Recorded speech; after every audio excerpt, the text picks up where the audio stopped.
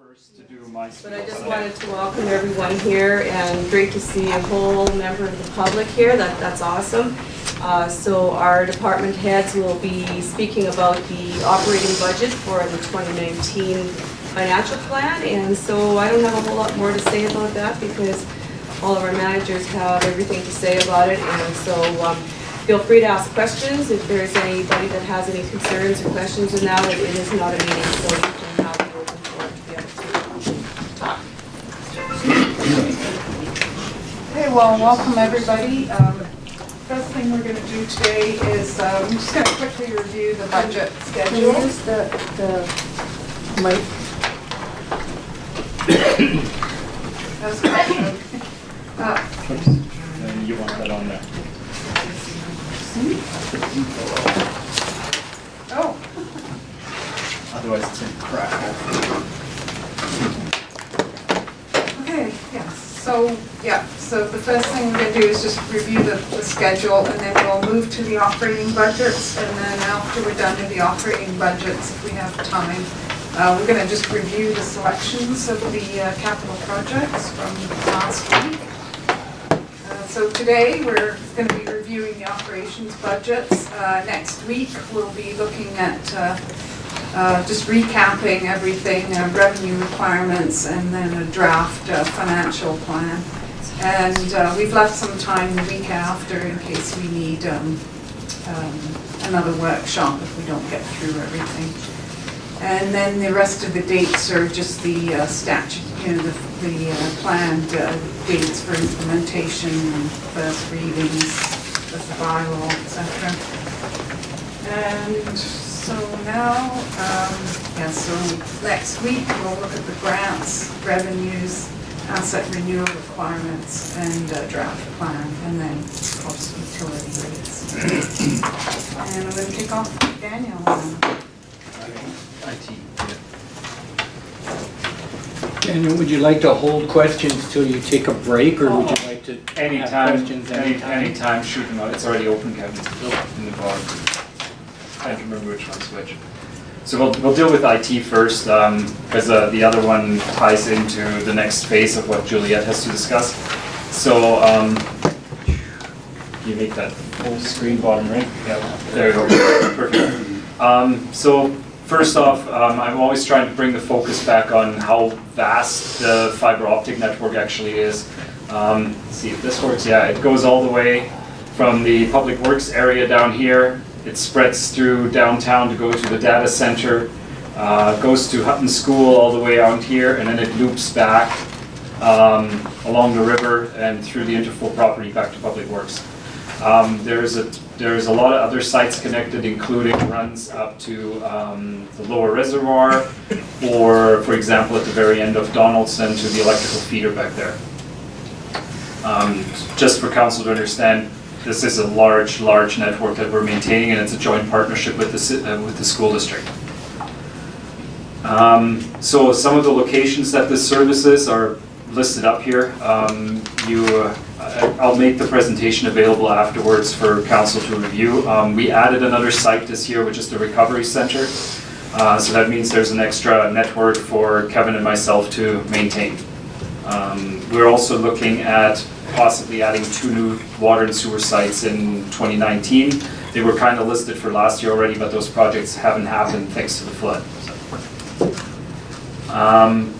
Core infrastructure is the key stuff that's going on in the data center. So it interconnects all these sites, but besides that, it hosts network switches, routers, firewalls, spam filters, storage devices, and so on. The city itself has about 22 to 25 virtual servers at any given time, and it's also a junction point for the CBBC, the CBT, RDKB, and Sudbury College. They all flow through there. And in regards to departments, like what do Kevin and I really do? Well, we deal with all of that. Network, server, storage, computers, printers, copiers, phones, and everything in between. There's a lot. City Hall, there's just a list of the devices we have floating around City Hall that we need to worry about. This is some of the different operating systems / main software that we use, the different types of printers or PA systems, the different types of hardware we all got to know and deal with our vendors on. And this is a little bit more detail onto utility billing, what the VATM software looks like. East Tribe, all of council knows this by now, our meeting management software. We're a little bit involved with the LiDAR data and hosting that. The HVAC system, for some reason IT takes also care of that around here. And this is some new mapping that are coming for GIS and stuff. It's not the greatest graphic because it uses an old street view map right now, but the ortho photo is underneath it, and hopefully we'll be able to give council access to that shortly. Do you know when we're going to get a presentation on our GIS system to see actually what information we have to work with? Yeah, so we're actually right now working on getting the access for council set up for the for the web GIS login. Okay. So council can look at the different streets and things like that. Which will take an hour and run us through it. Sure, anytime. Public Works, another bunch of computers. There is some of the key stuff that we got to keep up and running is the water and sewer SCADA.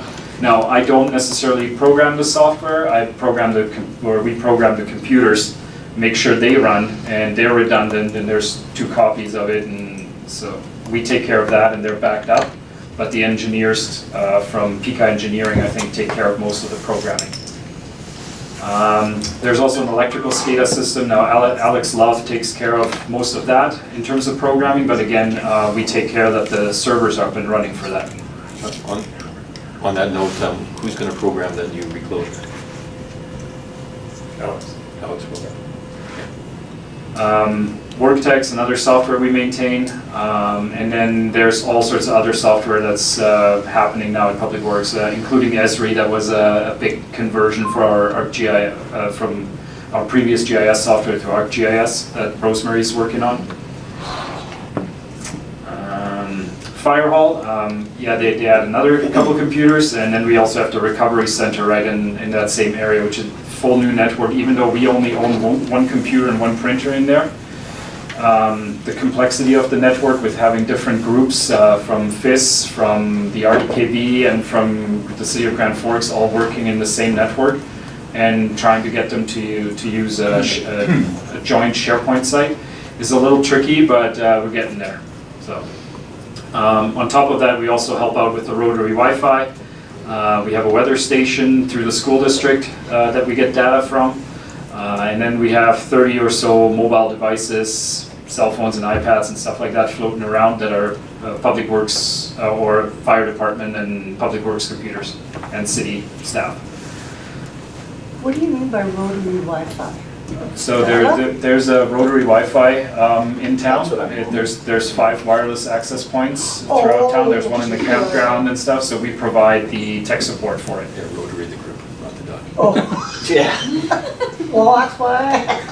Yeah, but this was put in about 7 years ago or so, and the devices are nearing the end of life, and now with having hotspots from Shaw and TELUS everywhere, I don't think we necessarily have to support that once these devices die. But currently, we still have a license for them. And it's co-funded with the Community Futures and the credit union, I believe. And so this is a quick summary of what we all do and what servers can all do. And this is a list of software that we maintain. So this is a lot. Like Kevin and I have to know a lot of different specialty software pieces to get them to run, and one person alone can't do it, so we're kind of splitting the work in between the 2 of us, because otherwise we'd go a little bit crazy here and there.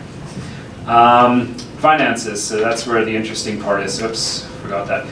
One of the things I want to point out, because of the fiber network and the core infrastructure, the city and the school district have like a cost sharing agreement in place now. So we started this last year, and it was a little bit high, but this year we've now got already $10,000 in savings because of that agreement, and it should further reduce next year, I think, if it all stays by schedule, by about $30,000 more. So we've bit the bullet, bought stuff early, and now we're going to flatline out on that agreement, so it's going to be an even number, but that was a long time coming. We've moved some computer hardware, internet costs, materials and stuff like that was previously built to all sorts of other departments straight into IT. And we have some increases in some licensing costs now. This wasn't planned, but Microsoft's licenses went up by about 15 to 20%. Yes. Yep.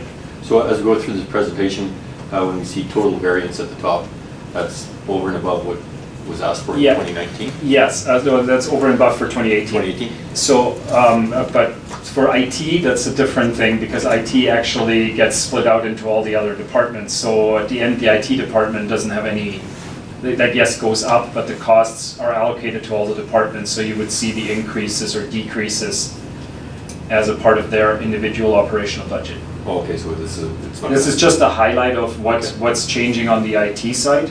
And I think council should be aware of what this stuff is and why it's gone up in the other departments. So for the goals, quickly reviewing 2018, we had 6 key goals that we set. Now 2 of them are still ongoing. That's the streamlining budgets with other departments and the office integration. But we've completed a security audit, we've completed the S3 setup, and the partnership with the school district, that took 6 months to iron out. And now the Vadim and WorkTech SaaS migration, that was a huge project. Probably took the better part of 6 months of Kevin's time. And that's moved on now. So 2019, obviously we still have 2 ongoing items, and then we have 4 new ones that council already saw in terms of capital budget presentations last week. But that's our goals for 2019, and that's that. Questions? Nope. Great. We'll shoot right over to corporate. This is fantastic.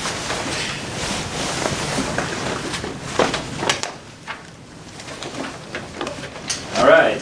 So from the corporate side, again, this is Kevin and me, and Daphne now too, and Diane. Diane's also in charge of human resources, while Kevin's also in charge of communications. And then we have Daphne, who's kind of guiding us along and making sure we always got coffee and muffins and things like that ready for meetings and dinners ordered and keeping council, and that way batteries charged on the mics when she's not here next week. We hope this doesn't go wrong. Core services, so what do we do? Anything from elections to records and information management to economic development, community services and events we help out. So it's a big list as well. Diving in a little bit into some of these, meeting management, obviously council all knows what eScribe looks like from the council side, but on the staff side, with our previous software, it took us about 40 hours to create a agenda. Yeah, so we got it down to about 20 hours now, or less, from the time we start to finish. So that's per agenda. So if we have a committee of the whole and a regular meeting, that takes about 40 hours of staff time in between the 3, Kevin, myself, and Daphne. Community services, we support a bunch of community events, but also fee-for-service agreement with the Gallery 2 and Boundary Museum, Chamber, DBA, Search and Rescue, and so on. Juliet will speak a little bit more about that because there was some requests for funding increases from the community, from those providers, and it's going to be in front of council later to discuss. Communications of economic development, anything from website updates, annual reports, open houses, liaison for economic development towards other organization, as well as working with the regional district, especially Area D. There's still a project on the books that we didn't get to last year, which was the disc golf course. We're hoping to get this done this year. Diane heads the human resources piece, so part of her process is assisting other departments with hirings process and labor relations. She also co-chairs, I believe, the labor management committee, as well keeps all the personnel files.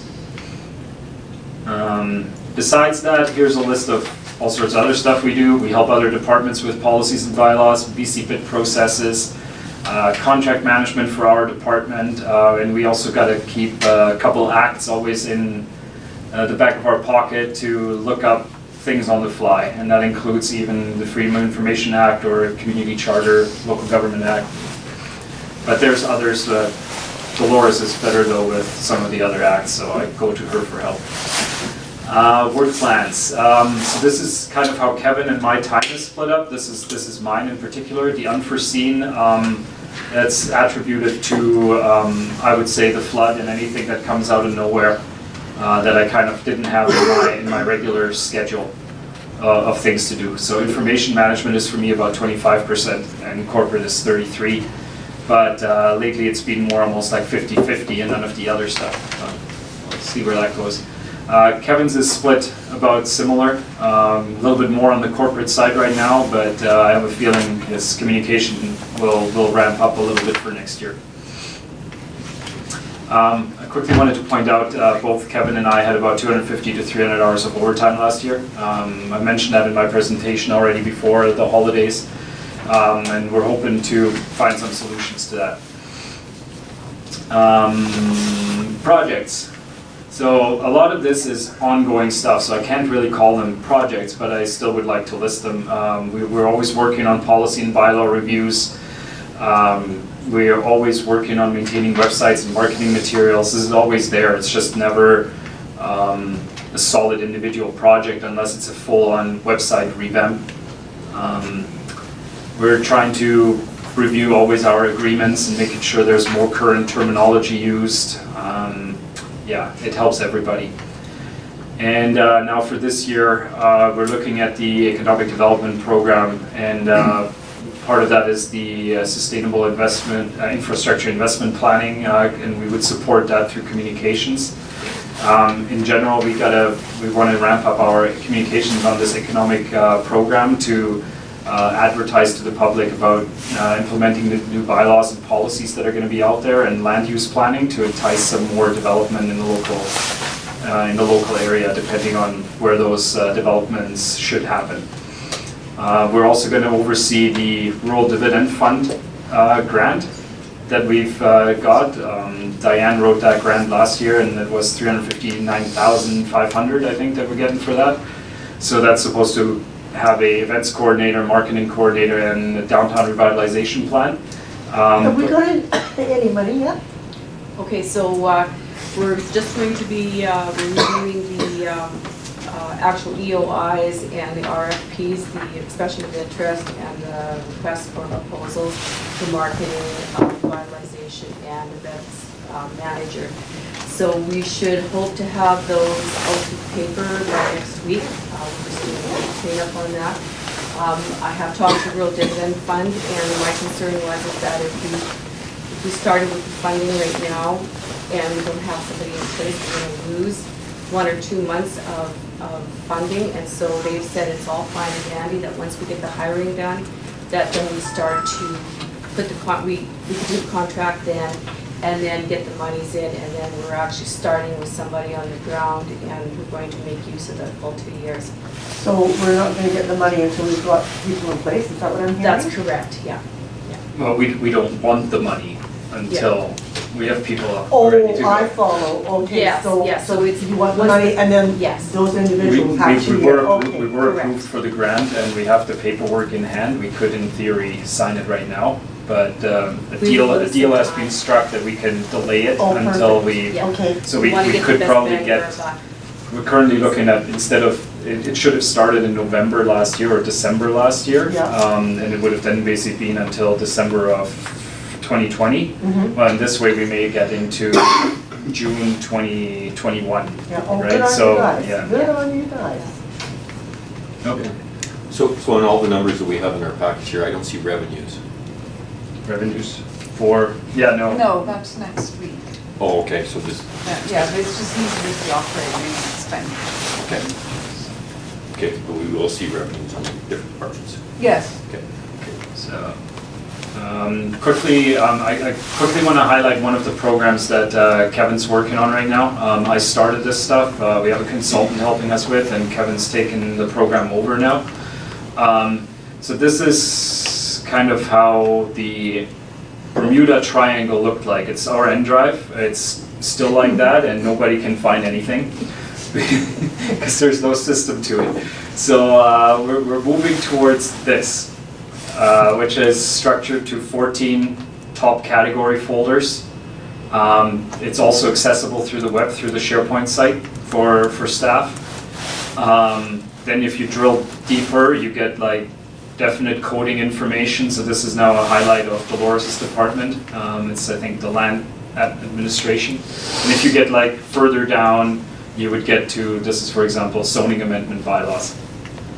So is that on the cloud? Is that what? Yeah, that's within our SharePoint site that we're building for staff. So Dolores' department is kind of my guinea pig to Yeah. test this out and see how it works and come up with naming conventions and things like that that would work potentially for all of staff. And then we're going to roll this out one department at a time because we can't do everybody all at once. It's impossible. So I thought we weren't gonna use the cloud.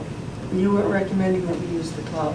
So Microsoft Services 3 years ago, they built a Canadian data center. Actually, two or three Canadian data centers. So all the Canadian data is stored in Canada and backed up in Canada. It's actually greenlit from the OIPC from BC.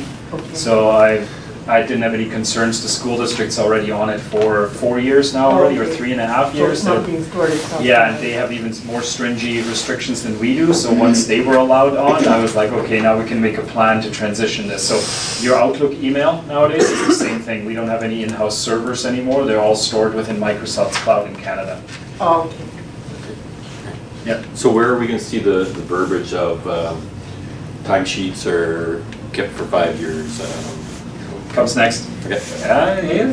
So then part of the, this records management program, there's a 90-page manual right now that basically details of where stuff is. So ultimately staff can simply go in the manual, type in, I have a bylaw to file or something like zoning amendment, and it would show them, okay, where is the spot to file that properly, right? So it still needs some training. But here's, for example, the retention schedule. That's what you're looking for, right, Councillor? Yes.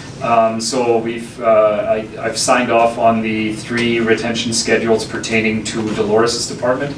So she has land administration, she has a little bit of stuff to do in public works, and what's the other one?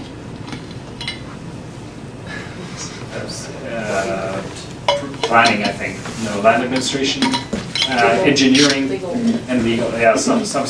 So I signed off on 3 schedules pertaining just to 3 of those 14 sections, because they're officially in place now. So we're working on that. On the other ones, it's work in progress, and this was done November 16th, so it's happening now. So these folders then all are set to automatically send me emails whenever they come up to get rid of files. And then I'll double check with the managers, hey, are you sure we don't need this anymore? Okay, let's get rid of it. So, okay, Yep. just that, you've got general,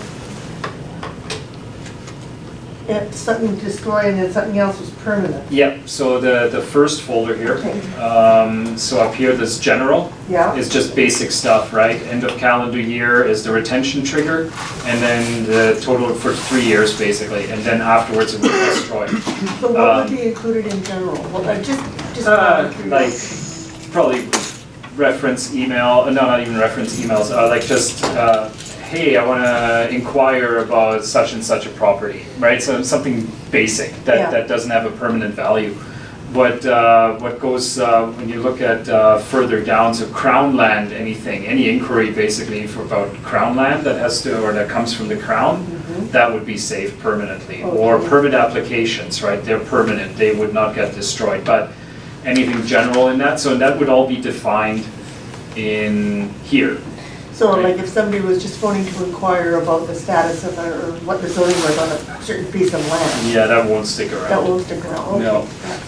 At least it's not my intent to have it stick around. All right, so Planner is just, this is what we're using too now for software, for at least in the corporate department to, this is how we schedule our work right now. This is screenshots from November, so they're not current. And now if we're looking at the budget, so this is where it gets interesting now, because we had a few changes in that budget, of course, with the RDF economic grant coming in. So I put $180,000 down, so it would basically come in and go out. So that's a wash. Since 2018, we also have a deputy corporate officer again. For a year and a half or almost 2 years, we saved money for the city with not having that extra position. But if in the wake of the flood, there was no way. So those two alone, that's $285,000, right? I saved about $103,000 throughout the budget from last year by eliminating stuff that wasn't happening anymore, like programs that ran out, or some consultants that we didn't need anymore. This was done because now it's more about the implementation of some of these things. So the economic recovery program, I've got 3 things on there. One of them is for communications for about $25,000, second from the bottom.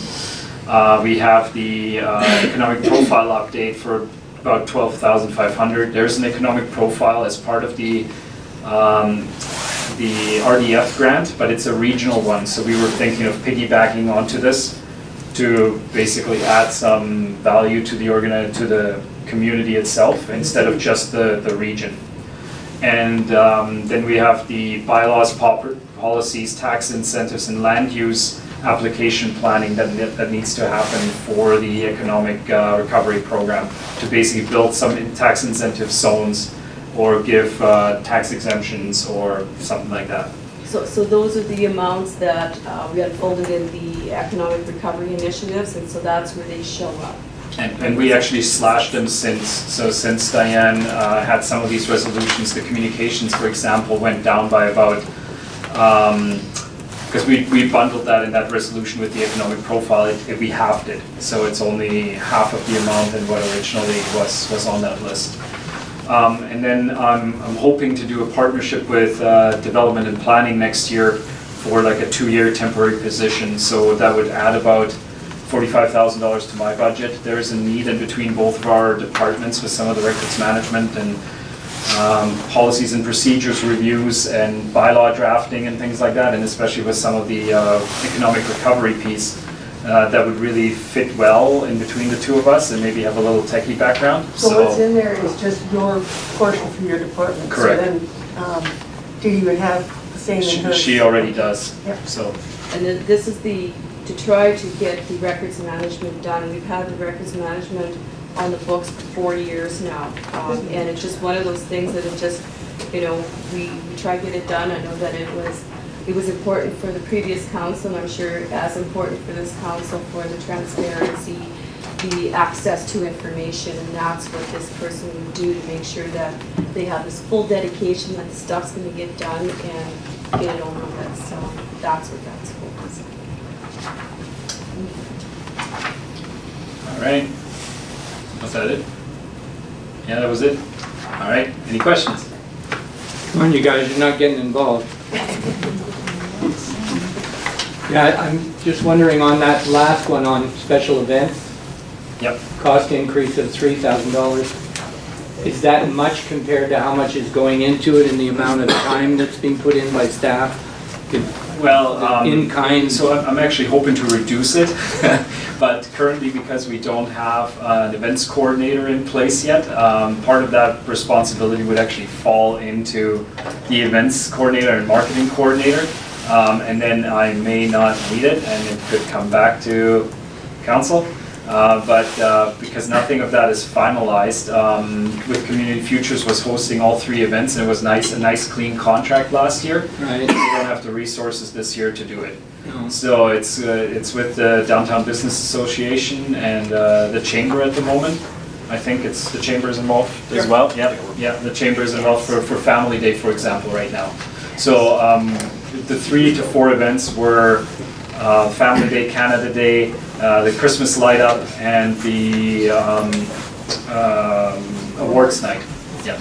So that depends all how it all plays out and who does what. So currently it was last year $13,000. This year's it would be $16,000 roughly total, simply because of a reallocation of funds to different organizations.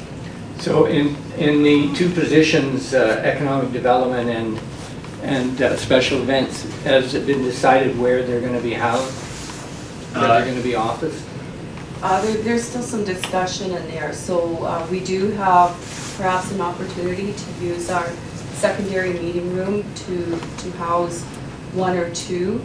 I know that from the Rural Dividend Fund group that we have, one of the concerns from an events manager piece is that City Hall closes down at 4 o'clock and their duties may carry on, and so City Hall might not be the best area for that, as opposed to maybe the EDO. Once we find the EDO might be a better fit to have for that 2-year piece, to see how that works out. We could likely have a space here at City Hall, so it's not, there's a whole bunch of little moving parts in there that we still have to discuss, but we have to get the people here first, so. Thank you. Anything else? Anybody? Going once, going twice? All right, sold. All right, now back to the other one, right?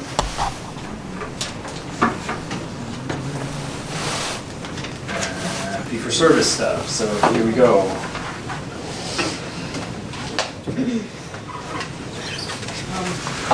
So in light of the fact that we have requests again this year for increases in the fee-for-service requests, we thought we would bring this forward. I don't believe Daniel's included it in his budget yet.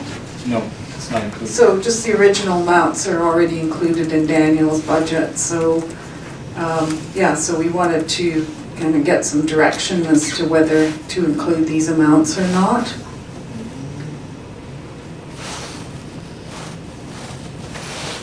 Question? So, the museum, I thought they had requested more money than that. In 2017, the request was 70,000. In 2018, they upped it to, the request was for 80,000 and council gave that. This year, the request is for 81,600, like an increase of 2%. Oh, okay.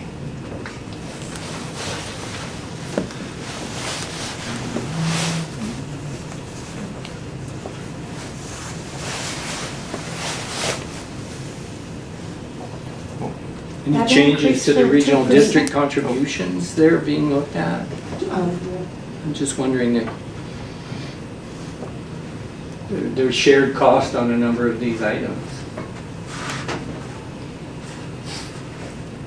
But it's clear enough what's being asked for. So the request is basically for the 2019 line down. The new and additional is basically to point out where there would be increases compared to Yeah. the last one. So the total extra is 14,000.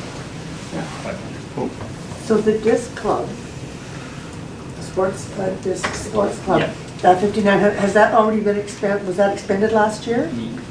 Yeah, so it was under that fee-for-service community support headline, so I would find it there, and that's why we kind of wanted to highlight it out. We didn't spend it last year, so those 5,900 did not get expensed last year, but it is a joint project between the regional district and the city and the disc club, I believe, too. And they still have it on their books as well for this year. Correct. So the 5,900 isn't carried forward into 2019? Well, it's not an additional amount, so it will be Oh, carried these- forward, yeah, it will be carried forward.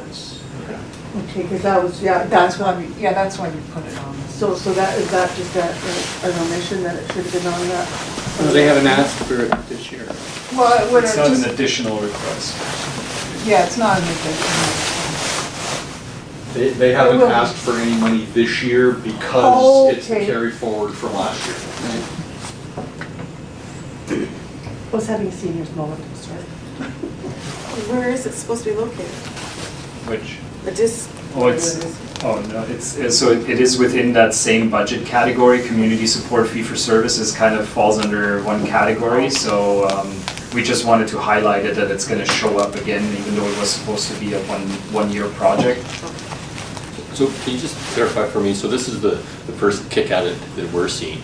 After we go through all these numbers and after we go through the revenues, the council as a whole will sit down and go over this in fine details, again, before any bylaws or any budget actually created, is that correct, or? Well, generally in the past, to speak to what's being done in the past, we will present our budgets. I will incorporate these budgets into the actual financial plan. And then it goes for, it goes to council for the bylaw. review. Okay, but So- instead of us debating whether or not each one of these should be put in the budget, because I believe that's the question right now, that we can let it go through the budget as is, and then gives us some time to think about it, and we'll get another kick at this to see where the. Yeah, I think we're gonna need more information on search and rescue. The role that they play has been so essential So in our town. that's exactly why I asked You know, some of the fee-for-service providers to come in today if there was any questions. True, but at the end of the day, we're not making the determination that search and rescue is asking for 20 grand and we're only gonna give them 19. We're not at that point yet. No, but what I think I hear you asking, if I'm hearing you right, is that once we've had these meetings, we've gone through the revenue, you would like to have one more meeting to look at the budget as a whole before we take it to bylaws, is that? That's what I'm hoping for, like, I'm used to going through budgets line item by line item. Just for the fact that knowing that, you know, IT has 20,000 for education, they only had 10 last year, and be able to ask a question on that. This doesn't give us the opportunity to get into the details. I'm just wondering, again, this is our first presentation to absorb stuff. We will have another kick to massage these numbers if need be. Is that correct? Well, I don't want to spend time going through line item by line item. I mean, when I was treasurer, that's what we did, and it was a real pain in the proverbial. But I think that it would be wise that after we've had this meeting and the one on revenue, if the plan could be put together, we could review it with our management team and see what the overall impact is before we take it to a bylaw. If we could just have that one, I don't think that should be that big of an issue. It probably wouldn't take that long. But I think rather than having it brought to a bylaw for first 2 readings or 3 readings, I don't want to debate it there if there's going to be changes. I would far prefer to have us have a look at the overall picture and the impact to taxes and to anything else. And if there's anything specific that pops out, then ask questions on it. But I can remember a counselor going, oh, is this where we can go and chop $500 out of it? I mean, no, I don't want to go there. And honestly, to see this, there's not a huge change in anything except search and rescue, which is pretty much, we already had a presentation on that and saying what they were looking for. So I think from this perspective here, and that's why the corporate officer asked the fee-for-service individuals to be present, because if there was any question on the changes in requests, this would likely be a good time for council to ask that of the individuals because they're here. I only see that the gallery is going up a little bit. I can speak to that. Yes. And thanks for the opportunity to discuss this. In 2017, as per our fee-for-service agreement, we requested a 3-year funding agreement, which included a 2% escalation per year, and we did receive that. So this is just in line with that. 2019 will be year 2 of that agreement. And the only other point I'd make about that is just the importance of the stable, longer-term funding agreement. It works for both of us because we have some certainty around our core funding, and you guys know we're not going to be coming looking for double-digit increases. We recognize it's important to find funding elsewhere, but it's really important to support all of the community partners with these fee-for-services. So that's where that increase is coming out. It's the 2%. Can we hear a word from search and rescue? Sure. So the major difference there is for our group going from basically a ground search and rescue recognized team in the province to having 3 additional specializations. So we've been approved by EMBC, or Emergency Management BC, for swiftwater rescue, which was obviously very good timing just before the flooding. And we continue to take on equipment and training and personal protection gear for our members for that, as well as ice rescue, given past incidents in this area. And the third one is avalanche rescue.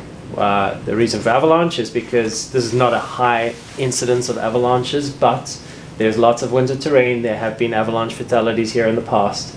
I was looking up some articles, just basically, it was quite some time ago, about 10 years, we actually had 3 avalanche victims in separate incidents in RDKB, one of them up the North Fork, and it's going to happen. And basically for avalanche, the time to respond is key factor, and waiting for a neighboring team to come out, given that each team is at least an hour and a half or 2 hours away. Basically, that's the urgency of the issue that we're after. So in summary, it's basically the group is no longer just ground search. We can do urban search within the city of Grand Forks. We can obviously, most of the time, we're actually going out searching for Grand Forks residents outside of the city limits, or obviously members of the boundary, and sometimes tourists as well. And so basically it's personal protection equipment for our members, which we have a bigger member base supporting all the specializations. We also have more team gear as a result of doing those specializations. That's important, such as rafts for swiftwater. For avalanche, we need sleds and toboggan and that sort of thing. And then the last thing is that, there's quite a bit of training that needs to go into that. So we need to make sure our members are professional, they're fully trained so that they are confident and have the skills going out there so they can be efficient and resourceful and get the task done. Other than that, the other question that came up is, we do look to RDKB for funding as well, so there is a sharing model there. I'll be meeting with them actually shortly, probably within the next couple weeks, to see if they can increase their funding as well. There are 3 search and rescue groups that fall inside of RDKB, so that would be the South Columbia Search and Rescue, which is based out of Fruitvale Trail, essentially, and as well as Roslyn Search and Rescue. So, happy to answer any other questions. Yeah, so correct me if I'm wrong, because I don't know if I have the details. It's my understanding that the city is letting you use a small sliver of land for storage or for, or what is it for, maybe? Am I correct? Right now, actually, the short answer is we have a small room in one of the existing fire halls that's slated for closure. And that room is just for meetings and administration and storing of small items of gear. We have no place to store any of our equipment right now. And we are working, though, with the city of Grand Forks. We did meet with the previous council, and they are looking at setting aside some land. The primary option right now is on the Donaldson Drive area. The secondary option is possibly close to the airports. Okay, so on that, Donaldson Drive is the one I'm thinking of. Right. So nothing's been firmed up on that. And I guess my question is, Yeah. none of this budget I see in front of us now is to build a structure or anything. No. So we do intend to pursue a BC Gaming Capital Grounds project for that, as well as we are pursuing other fundraising activities for raising money for that. But it's also tricky. We're gonna maybe do that towards the end of this year or towards the end of the summer. But basically, we need to fundraise 50% of that, and then the Capital Grounds project can fund the other remaining funds. Having said that, some of these monies can go towards that, because the monies for gear can come from other revenue sources if they become available. It just depends on which revenue sources or funding that we have and what stipulations they come with in terms of what they can be spent on. Okay. And your organization can hold deeded property. You can hold Correct. assets of that? Yes, we are a association, not-for-profits. And yes, we can, and we actually pursue, right now, the goal is to have a long-term lease with the city of Grand Forks with that property, hopefully for a very minimal value. And then, yes, absolutely, we can hold it. Okay, and no determination whether it's leased or freehold or whatever we're gonna do with these people? And the lease could also be structured that it's owned by the city of Grand Forks going forward. It doesn't actually have to be search and rescues, as long as it's in search and rescue's possession, or at least the ability to use it until we cease our activity or operation in the area. Yeah. Nothing finalized though on. Cold water rescues, Mhm. or do you have the personnel who are able and capable of pulling those off? Absolutely. So we are, as of last January, we did what we call flat ice rescue, and that's exactly that. So that's basically cold water rescue where we are dealing with ice, snow, whatever it can be. We also have swift water team members. Because it's expensive to gear and train members for both of those skills, we have a requirement within our group that if you get trained in one, you getting trained in both.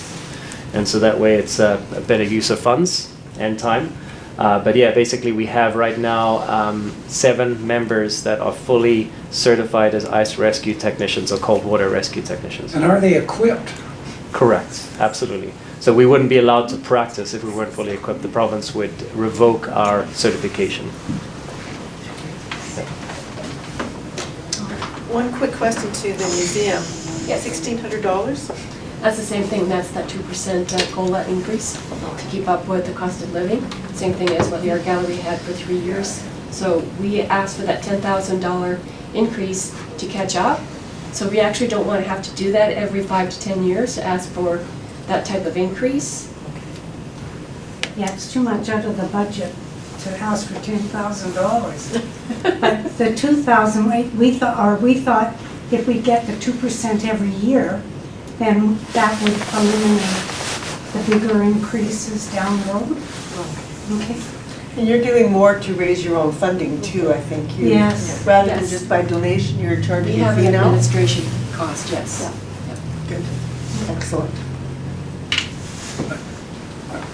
I don't know who to address the question to, but I just, Grand Forks Disc Sports Club, I just scratching my head as to why the What city that would is. give that and not maybe to the tennis club, or Disc golf, what's all that about? Disc golf. it's Yeah. the latest Yeah. thing. And it's happening on city lands behind Extra Foods, is that correct? Yeah, it is. I think So what's Yeah. the 5,900 buying? It's an in-kind labor. Or the nets.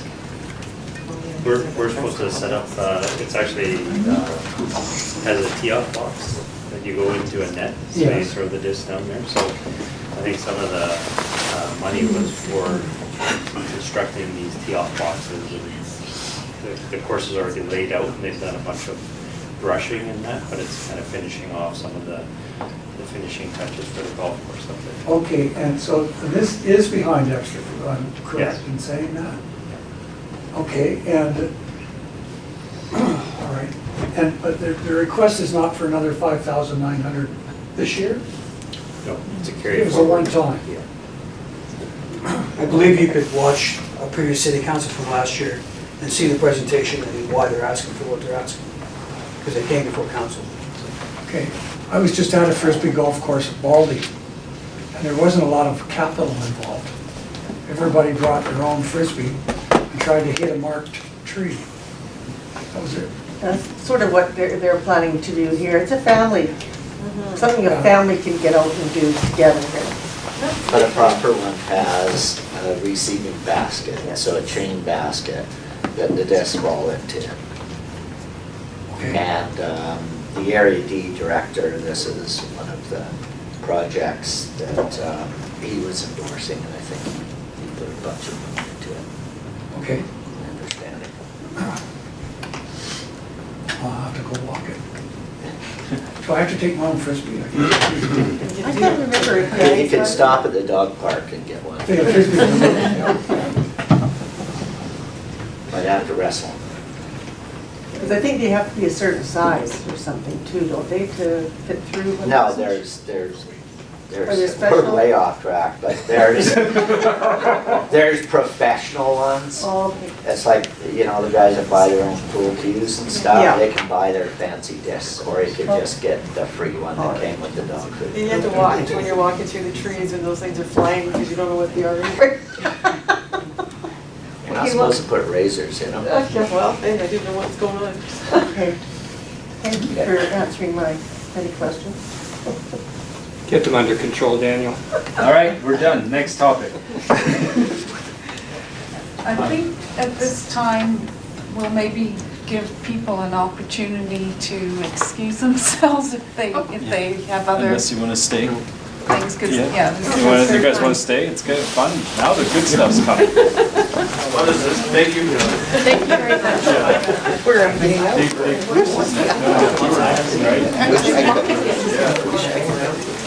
Hey, you may want to leave now, otherwise you're going to fall asleep. Finances next.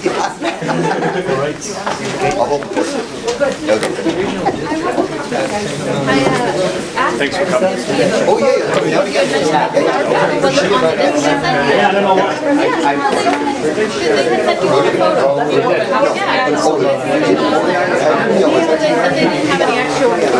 No, I think they both just didn't take it from themselves. So Barry had a low res photo. That's the best we got. Okay. I'll ask him for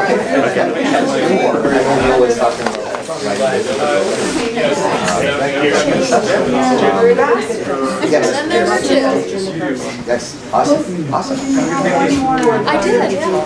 Yeah, no, awesome. Did you catch any of the birds? I did not. I just couldn't bring myself to do it. I will. Break it up into address them in trunks if there's any. Yeah, so hopefully timing should work out. Yeah, that's what we're talking. Yes, that's it, for sure. Fantastic, okay, thanks, guys. Couldn't do a pie chart. Yeah, I'll say. Holy. Or, I'm not doing it live. Oh, I'd have to drag the computer out. yeah, I thought they wanted poles. did you get the reviews from the last one? I haven't looked at it, it's expensive. She's a glutton for punishment. Yeah, We were just yeah. gonna put Yeah. like concrete posts and some. Yeah, so I'm not sure, you'd have to talk to Rolly. But I think you put in a fair amount of money. I'm exercising absolutely no control here, it's all yours. Thank you. Okay, moving right along. Yes, fine, oops. So the six of us in the finance department, myself, Hunter, who's accountant controller, he helps with our financial reporting and managing the department.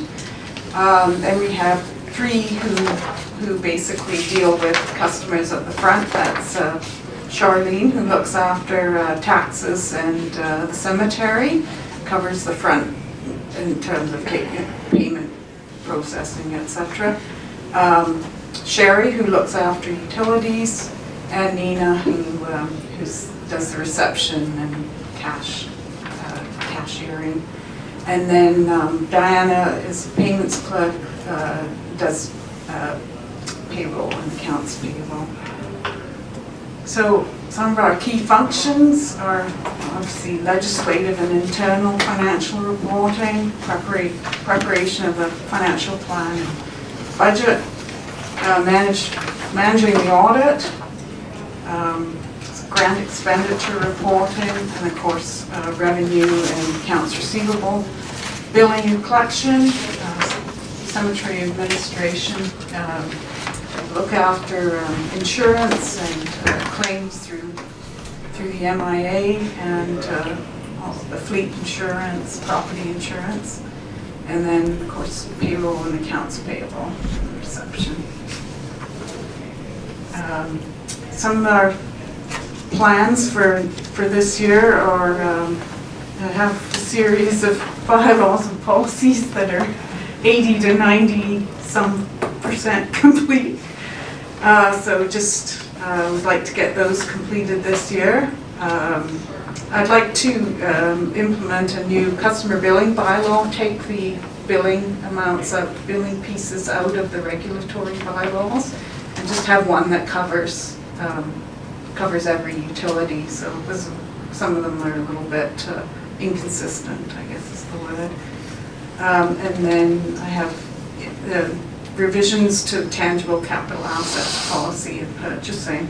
And then there's a couple of new ones, which is illicit tax exemptions and investment policy. From utility billing, we will be, once the bylaws passed, we will be implementing the metered residential water billing. And then I'm going to be looking at doing a similar thing with the sewer rates. Right now, we're on commercials on a metered billing, but residential's on just the fixed flat rate. On sewer? On sewer as well. We meter sewer? No, we bill based on metered water. Oh, water in, water out. Yeah, Okay. so we actually bill so much per, and it's based on 1/3 of the water use. So I'm gonna be looking at that model. And then, of course, financial reporting. I've been trying to streamline things in the department since I've been here, so cleaning up some of the GL accounts, and we're down to about 2,000 now. Is that all? Well, it's not bad. We started with about 5, so. And then just cleaning up outdated data. And other thing I do want to look at is our charge out rates for equipment. Because right now we don't factor amortization into that, and I think we should be doing that. So. That's just internal, is it not? Well, it's internal, and we actually have in the fees and charges bylaw, we do have a charge out for equipment. I don't know when the last time that was reviewed, so we'll be looking at that. So Julie, I don't know if this is the time or the place to ask this, but about the metered billing, we have a bylaw, those charges are before council right now. I guess what I just wanted to ask is, was a chance that metered billing become voluntary ever considered? That is, somebody could choose to be metered or not? No. No. No? I don't think that's a very good idea, because then you'd be very hard pressed to forecast your revenues on that. Yeah, well, we're in a situation where we are trying to forecast our revenue anyways. But what'll happen is everybody will take the choice that benefits them the most.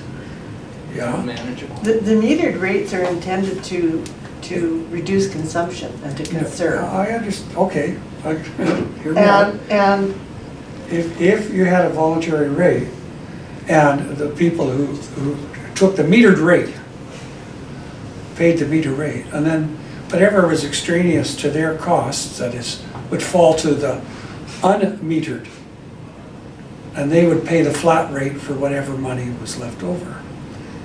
I know, it sounds complicated, but basically it would be an incentive to everybody to move to a metered rate. Well, there's no need meters for are already incentive. installed, it's too late.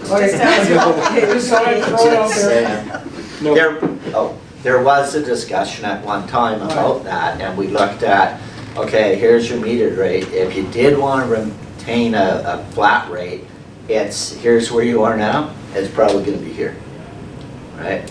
So then that's why that just disappeared, because it was hard to try and work it in. So the extra cost, the extra everything, right? So. And the meters, the more important thing is the meters are already installed. Yeah, but they are also a cost item in that they have to be repaired and maintained. Yes, they do. Yeah. Okay, and so it's not like they're they're still in there. And I understand is that all new building, if I'm incorrect, please correct me, must have a water meter installation within the house, I'm assuming. Okay. I'm with respect, I don't want to revisit that.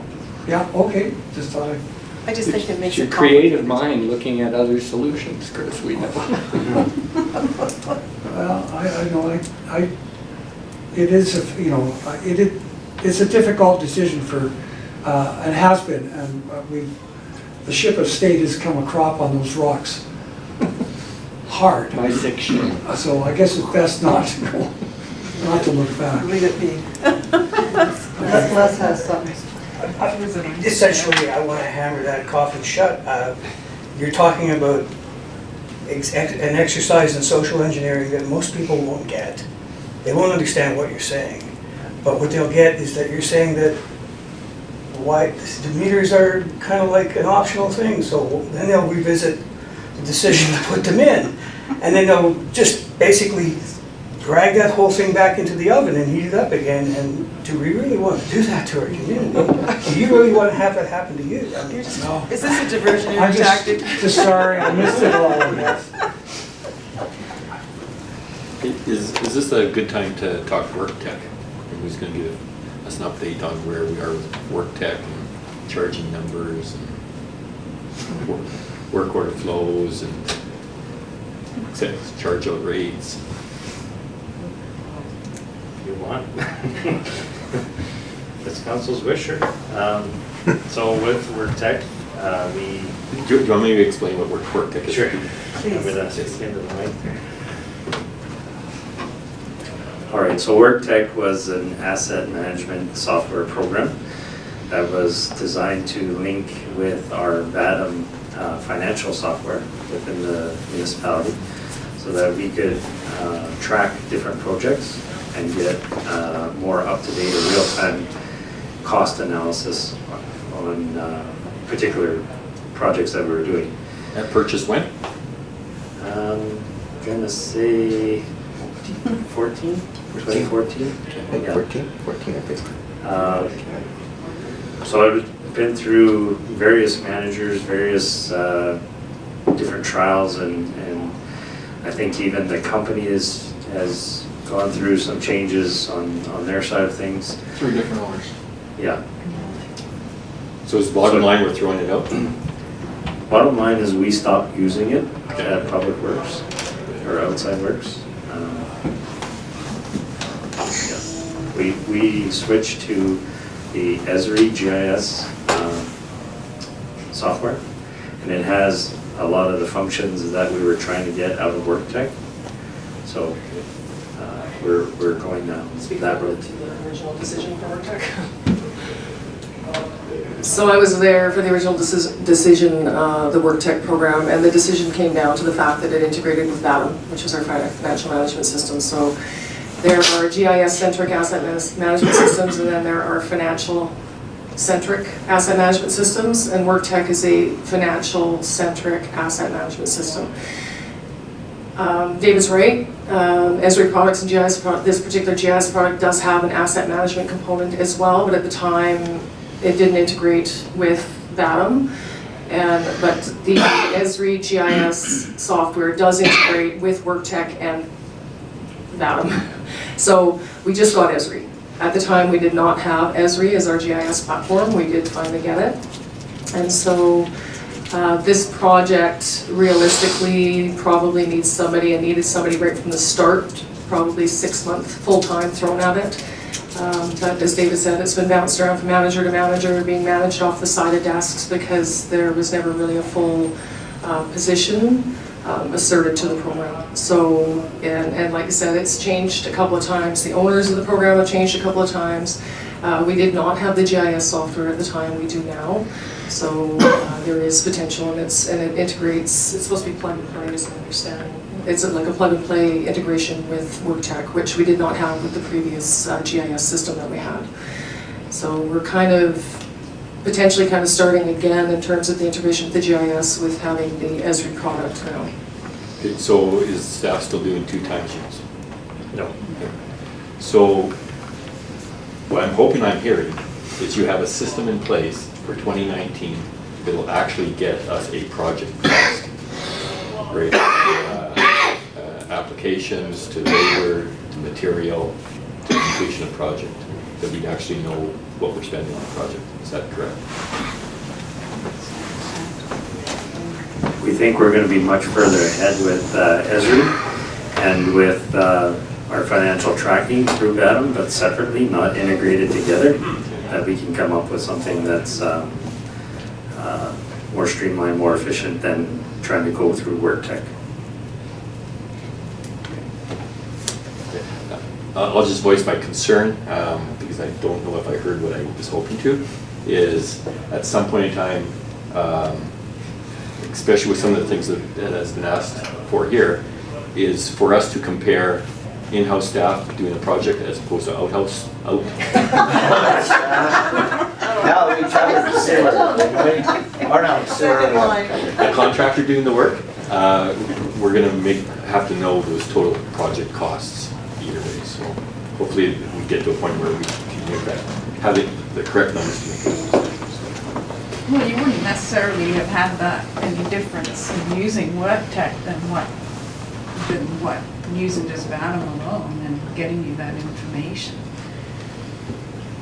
There wouldn't have been any advantage in or any additional information that WorkTech would give you in that respect than what you can get.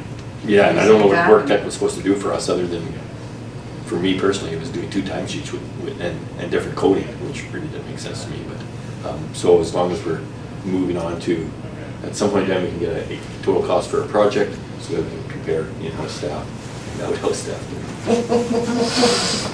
Yes, you will have some direct comparables there that you can make good decisions, so. Okay, thank you.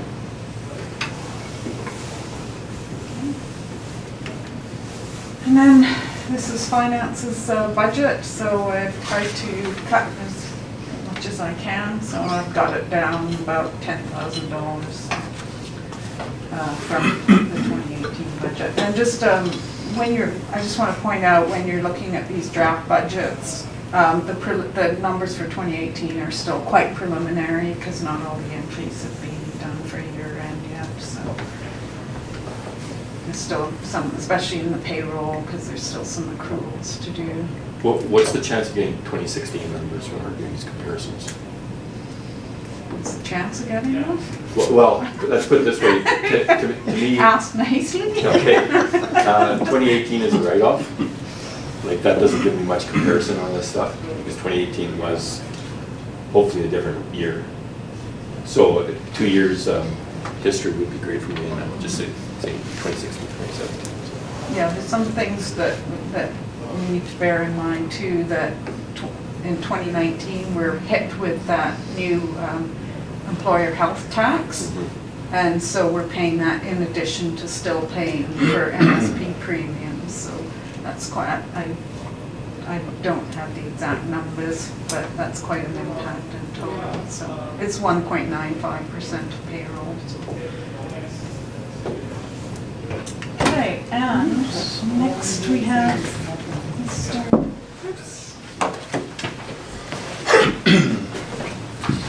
Thanks, Judy.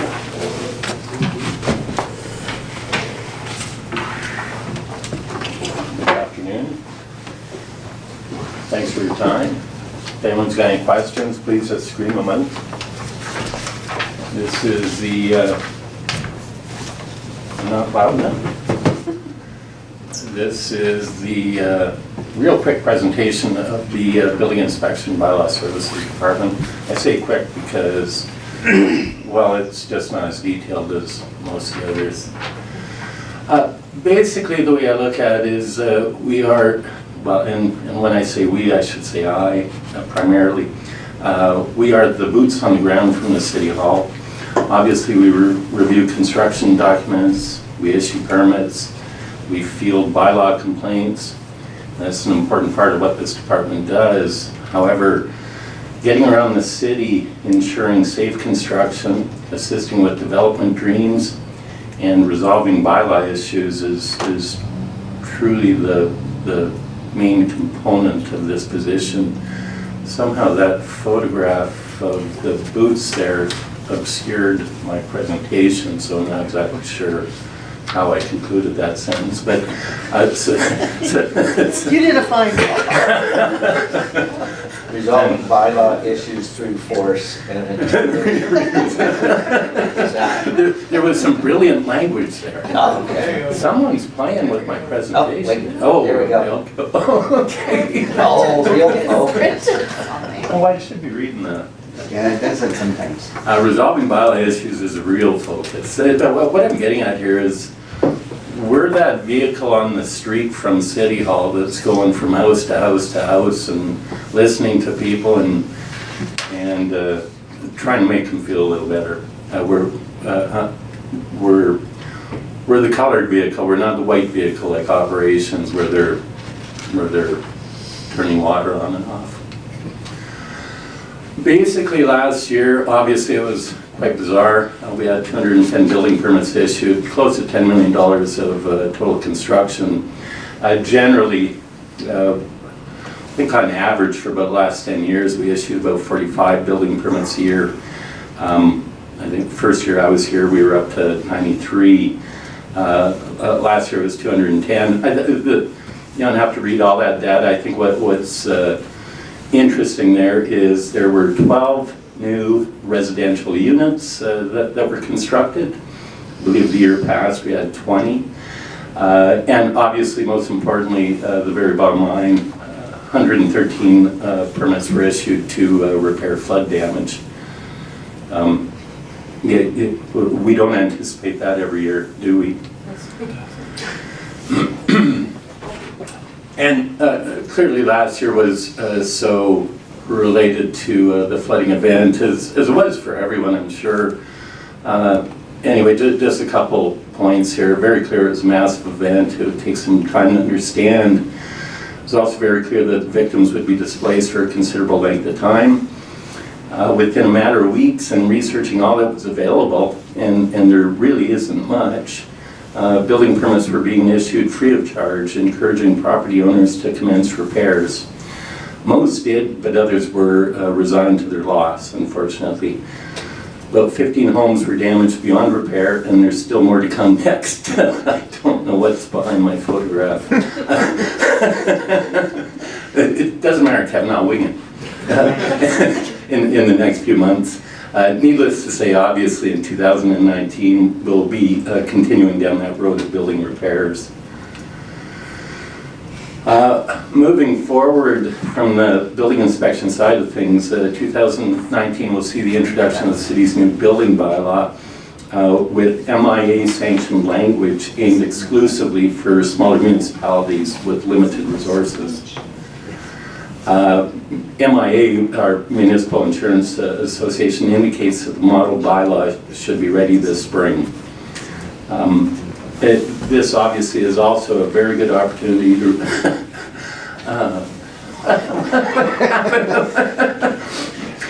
please, just delete them.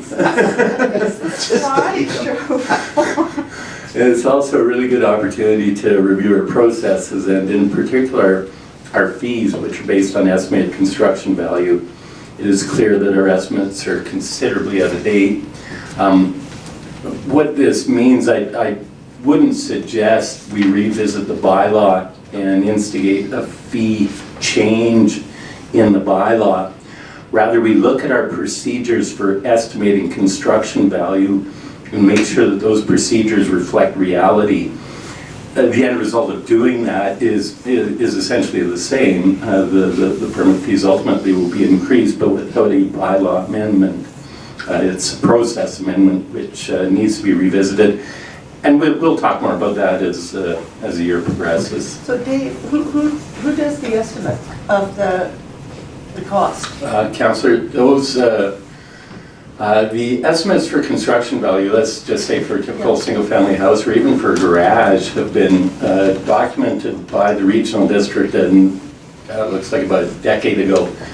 And that has been our practice for I don't know how long. For instance, the cost for a single-family house, I believe, is around $80 a square foot. Now, that's if it's a single-family, if it's a typical home on a crawl space.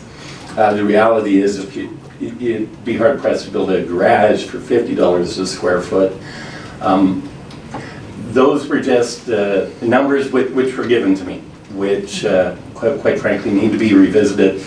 Back in the day, certainly in the Lower Mainland, we never relied on prescriptive formulas that said cost per square foot is this much. We relied on a manual called the Marshall Swift construction estimates, which those documents are very site-specific to the location. In this particular case, it might be southern Okanagan, British Columbia, and are updated, I believe, every 4 months, every 4 to 6 months. New sheets would come in reflecting real live costs. So it takes that guesswork certainly out of me, and it's on to the More professionals. realistic. So Yes. would that be a policy change then, rather than a bylaw change? It's most certainly a practice change. I don't think we've established that by way of policy. In fact, I don't believe the building department has many policies at all, other than issue the building permits real quick, please. We actually have a policy that says that. But it should be a policy, or most certainly a procedure. And what our insurers have done, MIA, back in 2002, when they came out with their first model building bylaw, they also included a package of procedures and policies which they recommended their member municipalities adopt in addition to that particular bylaw. I haven't seen the final throes of this version of their bylaw, but I would imagine very similar practices and procedures and policies will be coming out of that, which can be discussed with council at that time, whether or not you wish to implement that. Okay, so this is something that will be proposed and coming back to council for consideration? Oh, absolutely, yeah. But it's something which I really think we need to do. It's something I wanted to do last year. Last year was kind of my first year here, and looking at the documents I had, I thought this needs to be revisited sooner than later. Obviously, we kind of ran out of time last year, but Yeah. hopefully we can do it this year. Good, yeah. So, just a question on building permit data. How often do you report that to council? Every month? Every month. Well, it's a very good question, Councillor. Every month in our manager reports to council, I report the number of permits issued and the total construction value we're at. Okay. In other jurisdictions I've been at, well, quite frankly, some jurisdictions I never reported that material at all, and in some other jurisdictions, it was a better breakdown of exactly what the permits were being issued for. Like renovations or? Demolitions, commercial renovations, new commercial buildings. Right. And that could be done more frequently. However, the structure of our monthly managers report, that doesn't so much facilitate that right now. It's just all it facilitates is the total? The number of units and the total? Is that? That's all I've been putting in there. If there's direction otherwise to, get more in-depth in that material, I most certainly will. I've been a recipient in the past of building inspector reports, which were frequent, once a month, but they were broken down. Yeah. And bylaw investigation complaints as well can be, rather than we had, 15 phone calls, the 5 of them legitimate. And I just saw something actually from the city of Revelstoke, which had a well-detailed bylaw infraction monthly reporting mechanism. I'm not sure if the manager's report is the format for that, or if we need some other opportunity. Yes, Pat? So just to reiterate, I think what Councillor Moslin was speaking about was back in the day when the regional district was our building inspector. And so as part of his obligation towards the city, he would send a report in every month that spoke about things that were happening within the city. So that's the report that you're referring to. Fair enough. Yeah. But that is good information, Yeah. Like, because I do get asked, how many new houses have been constructed? So. Well, we don't Can you want to help say me? that. As you pointed out, you are the boots on the ground and the eyes in the street. And so your numbers, the numbers you would generate would be, for want of a better description, real. I'd most certainly like to think so. Yeah.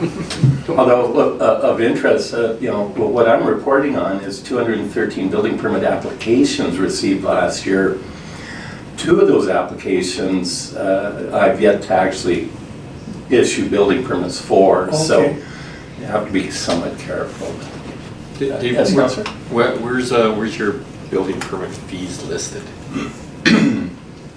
The building permit fees are documented at the end of the building bylaw. Okay. And basically, all that says is building permit fees will be 0.8% of the estimated construction value.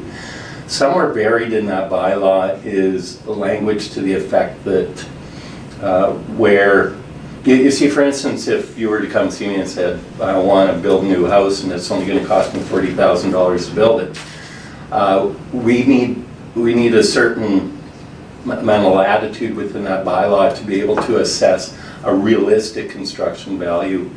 And that language is buried there somewhere, and spawning from that comes this little wonderful piece of paper I have, which I honestly don't know how old it is, which says a garage is going to cost you $25 a square foot. The carport's going to cost you $20. Single family house on a crawl space, this much. But the actual permit fee itself is a component of the building bylaw. It's a schedule. Is there any reason it's not in the fees and charges bylaw, or hasn't been moved over yet? That's a good question for Juliet, although in the 28 years I've been doing this, we've always dealt with building permit and plumbing permit fees in its own standalone bylaw. Okay. What do you think, Juliet? Well, we have been moving to pull all the other ones out, but they're looking at the ones that I generally, that generally involve me, Yeah. like the utilities and Right. the other admin fees and things, so. I kind of think, Councillor, at the end of the day, when a company in Kelowna is proposing to build something in Grand Forks, generally what they do is they go to the Grand Forks website, look at the building bylaw, and glean as much information as possible from that, including things like fees and application forms and other schedules. So Dave, yes. in your opinion, are there better bylaws than the one that Grand Forks has that we can borrow from? Good question. The bylaw that Grand Forks currently has is definitely based on that model MIA bylaw that came out in about the year 2002. The reason MIA is revisiting that bylaw, or has been for the last couple of years, and hopes to have that final draft this spring, is because it was a bylaw for all jurisdictions, big or small. And what they found over the last decade or so is some jurisdictions, particularly smaller municipalities, needed different language in their bylaws relative to the larger municipalities. So they've taken the step to split it up into, here's model building bylaw if you're a community under 10,000. I think 10,000 is the number they use. And here's a model building bylaw if you're a community over 10,000. There seem to be really good reasons to do that. Primarily workforce related. And in a municipality like ours, our building bylaw is also our plumbing regulation bylaw. We've combined the two. Many larger municipalities have a standalone plumbing regulation bylaw and other bylaws of that nature. So, can we look forward then to, when you get time, and these things are finalized, to you bringing forward amending bylaws, or rescinding one and bringing forward a new one? Absolutely. I haven't had a good discussion with Di yet about that, but that would be the proposal. Once the draft version is available from MIA, we would have a good discussion about it and determine what's the best route to adopt this, and be very likely rescind and replace. Yeah, good, thank you. Okay, well, I took a couple crummy pictures last year. Actually, I took thousands of crummy pictures last year. That one there, that's Joga's. That's after you remove the floor and got it right down to the ground. This one there actually is pretty interesting. That's the old H&R Block building that was on 2nd Street. There's about 7 layers of subfloor there that have been established over the last 95 years. all of which had to go. But by the time the remediation efforts were concluded. And that was not uncommon in most of the commercial or any of the flooded out buildings around town. This is the same building. It's basically got two exterior walls. The outside wall leans in about 4 degrees, and the inside wall has been built flush so that it looks nice and straight. Yeah, look at the thickness of those floorboards back in the day. Oh yeah, they didn't play around. Yeah. And this picture here, unfortunately, it really didn't show up very clear, but I was really hoping it would. There's actually a chair here and a fan. That's David Bowen's house in South Ruckle. And it was after the flood. David was one of the, it was interesting because I'd got to know David before that, and he's a pretty tough customer. He was pretty shooken up, and I went over to his place one day, and he was just sitting in that chair with the fan on, and all his renovations had been stripped out, and he was just looking out that window with this kind of glassy gaze, and it was pretty typical, I suppose, of a lot of individuals down there. So in this several floor levels, was that previous flood damage from? No, it was not. It was previous renovations. Nice. Where an individual decides that's too much work to pull up that floor. Just put another one on top. We just put another one right on top. Yes, Councillor? Back to Joga's, right? Yes. So that's stone and then brick, is that what I'm looking at? Yeah, it's got a stone foundation, very common in town here with our commercial buildings. That were, turn of the century type construction. And actually all the engineers, you're really quite impressed with them. They didn't have any concerns structurally. The wood's gone, but the stone and the brick are still there. But yeah, some of it's cut in pieces. It kind of spalled off the walls, but. Is it appropriate, the solution was to just fill it in, wasn't that? Is that what not happened? In Joga's, that was a decision they chose. In every other instance, that's not the decision they've chose. I don't know if it's because of the owner's, absolute refusal to ever see a crawl space again for as long as they lived there. I got it. But that's what they decided to do. The last component about building inspection, we need to begin thinking about succession planning and additional support. I'm not retiring anytime soon, but I do fear getting hit by the proverbial bus. Wise sage once told me when I was the only building inspector in Pitt Meadows that my department was a mile wide and about a ½ inch deep, and it was a real concern. He was a municipal guru in terms of workforce and manpower. George Cuff is his name, and George is famous for being absolutely brutal. I mean, if he doesn't like what he sees, he's going to tell you. And he went right to the administrator and said, "You guys got to do something about this, because if Dave gets hit by a bus, you guys are pooched, and you're going to be pooched for some time." So it's kind of my hope, anyway, that we start thinking about this, and it needs to be on the radar. Again, I don't intend to get hit by a bus, and I like to think that a person could pick up right where I left off, but it's not going to be that simple. The regional district is also moving ahead with an apprenticeship program and trying to move people with support from level 1 to level 3. You are currently a level 3, so you're a trainer. You have that potential. Does an apprenticeship program work here? Absolutely. In fact, that's exactly what my expectations would be for this community, is to get someone who's local, who is comfortable, and I've already got a few names of individuals that I'm currently thinking of, but we'll see. I mean, there's a bit of a shift in thinking that we probably have to go through first, and are we looking at part-time, or are we looking at full-time? This actually ties in with my further discussion on bylaw enforcement and where I think we need to be going here. So, yeah, just bear with me for a bit. I'm sorry, Councillor, did you have a question? I did on that note, but it sounds like you're gonna touch on that because I believe that support that you're asking for was actually budgeted last year and it never happened. So I just want to know why. Let's try and find out.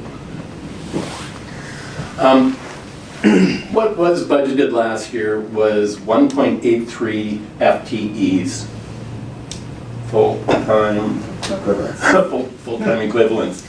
That was budgeted last year, and essentially what that consisted of was myself and our bylaw enforcement officer.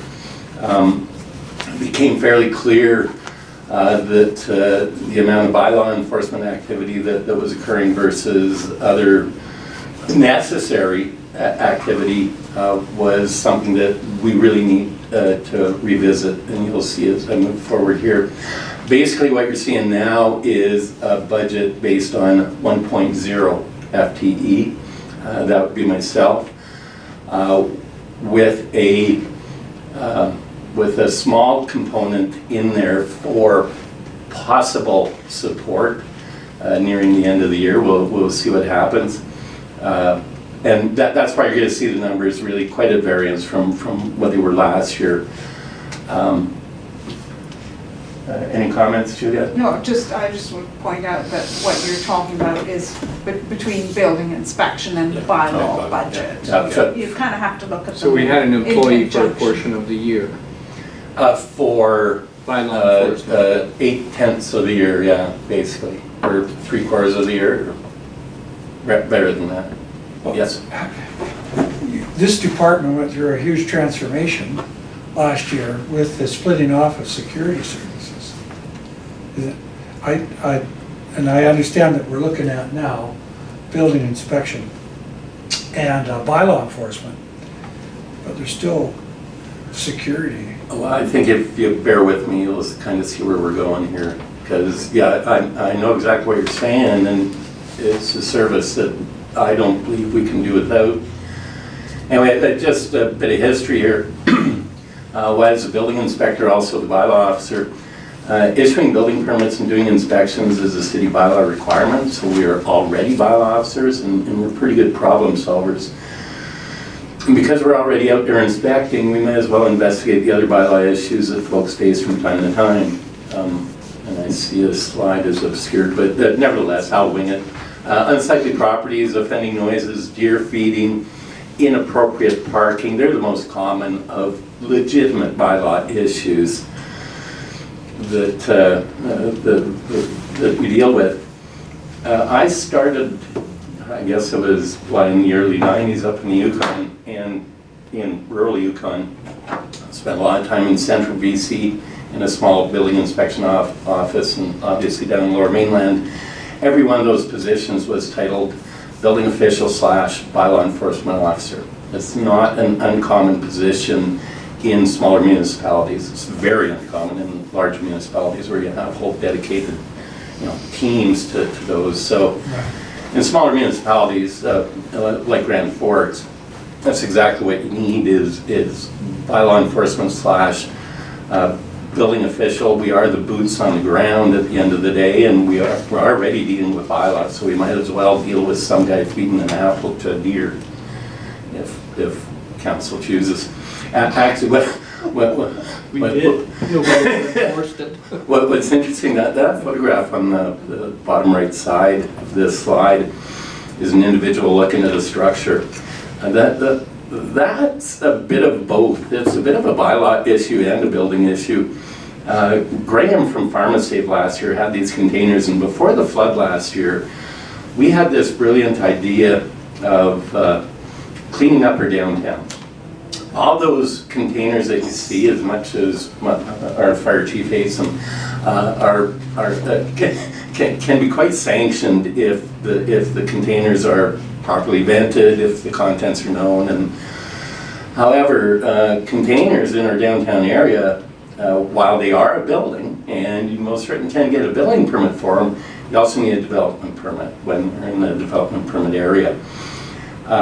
Graham Watt. When you're talking Oh, container, are sorry. you talking like those Maris containers? Sea cans. Yeah, sea cans, thank you. Graham Watt, our planner at the time, and again, remember this was right before the flood, he really didn't want to go down the road of development permits, but he said, can you think of something that these individuals can do to clean these containers up? And essentially, we said, yeah, but put a screen around it, put a fence, put a wall, put something. So that's what PharmaSafe decided to do. They thought, okay, well, I need my containers, but I know the fire department's not happy with them, and I know your planning department's not happy with them, so why don't I just screen them? And we actually had Home Hardware almost do that too. They took out a building permit to do the same thing, and then they got flooded. So unfortunately, that whole program kind of fizzled, but I hope to revisit it this year. But And they all that have structure now? wouldn't have a roof on it then. Nope, no roof, no, it's, But you were trying to make them meld into the general character of the site. absolutely, we're trying to make them not look like containers. Right. And I think we're pretty successful if you've been buying PharmaSafe. Okay, so bylaw services versus security services. The great majority of communication this department has with citizens regarding municipal bylaws actually has very little to do with them. Rather, they deal with perceived threats to public safety or just simply civil disputes.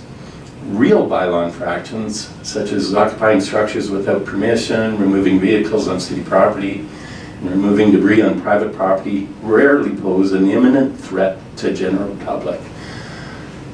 So I'm really trying to distinguish here between what is a bylaw infraction and what is a security concern. And really, I believe I can boil it down to this, and it is, isn't it a ticketable bylaw infraction? Generally, if a resident's concern cannot be addressed by issuing a municipal ticket, chances are the concern is not a bylaw issue. However, if the police cannot respond for whatever reason, and usually it's because of the magnitude of the concern, then the city should decide on the merits of having an enhanced security presence. And I'll just jump in here, and I guess that was my comment as far as another kick at this. Like for us to sit here and debate $40,000 for security, you know, we've got a lot to go through. And I'm just hoping that we get another chance to look at this. Security examples, for instance, that I've seen in this town, commercial property concerns about drug use and behavior. I thought it was an interesting discussion actually that we had last week with the Interior Health folks and their take on it. Obviously this is, you know, there's many people thinking about this. Vandalism, fear of theft and overall safety, transient lifestyles and the difficulties this can create. None of those can be resolved with a ticket. So this is kind of where I'm going here. I mean, is it a bylaw infraction or is it something else?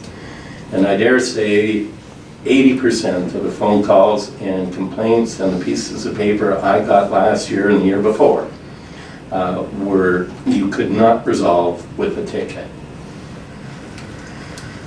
So the question, can enhanced security work? Is it necessary? Bylaw enforcement is generally a reactive approach to a problem which already exists. Security, on the other hand, can prevent the problem from occurring in the first place. However, security does not just have to be patrols and a direct conduit to the police. Rather, it can be boots on the ground and provide proactive bylaw observations to the city.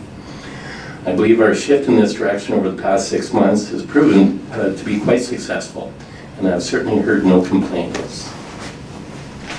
Did it work better to have someone on contract or to someone, as in our case here, that had a private security company? Well, that is a contract, and moving forward I'm sorry, he was on staff. Well, he was on staff as a bylaw enforcement officer. Unfortunately, much of what he was doing was really not related so much to bylaw enforcement. It was successful, but it was challenging. So I dare say, and actually moving forward, if we do choose to go down this road of once again contracting a security service, we're going to have to go through a tendering process given the dollar numbers that we're talking about. And to go down the tender process, you can't just throw an ad in the paper saying, come one, come all, throw us a bid for some security service. There's certain checks and balances, such as provincial licensing and insurance and other things. So it does need to be, it would need to be formalized through a contractual relationship with a qualified company. So the proposal, contract a private security company to provide routine patrols, communicate with property owners, and be their conduit to the police. Should be needed. Security service to also provide educational material for commercial property owners to minimize threats, provide block watch support services and other crime prevention strategies as recommended in last year's crime prevention report. Establish timeframes and site locations with regard to the seasons and locations where the service could best be utilized. Bylaw enforcement would continue to be the responsibility of the city.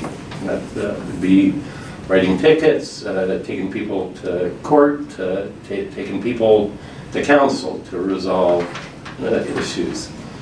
That's what it was last year. That's what it was the year before. I don't see why we couldn't continue on with that, even with a workforce of 1.0 FTEs. Providing we stick to bylaw enforcement.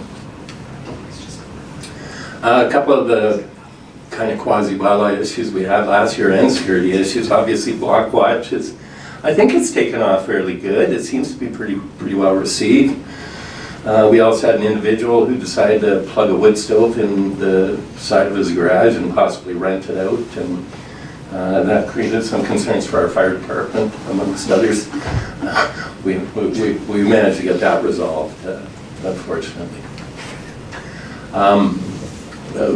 What's interesting, last year, this particular slide, I changed 2 words on this.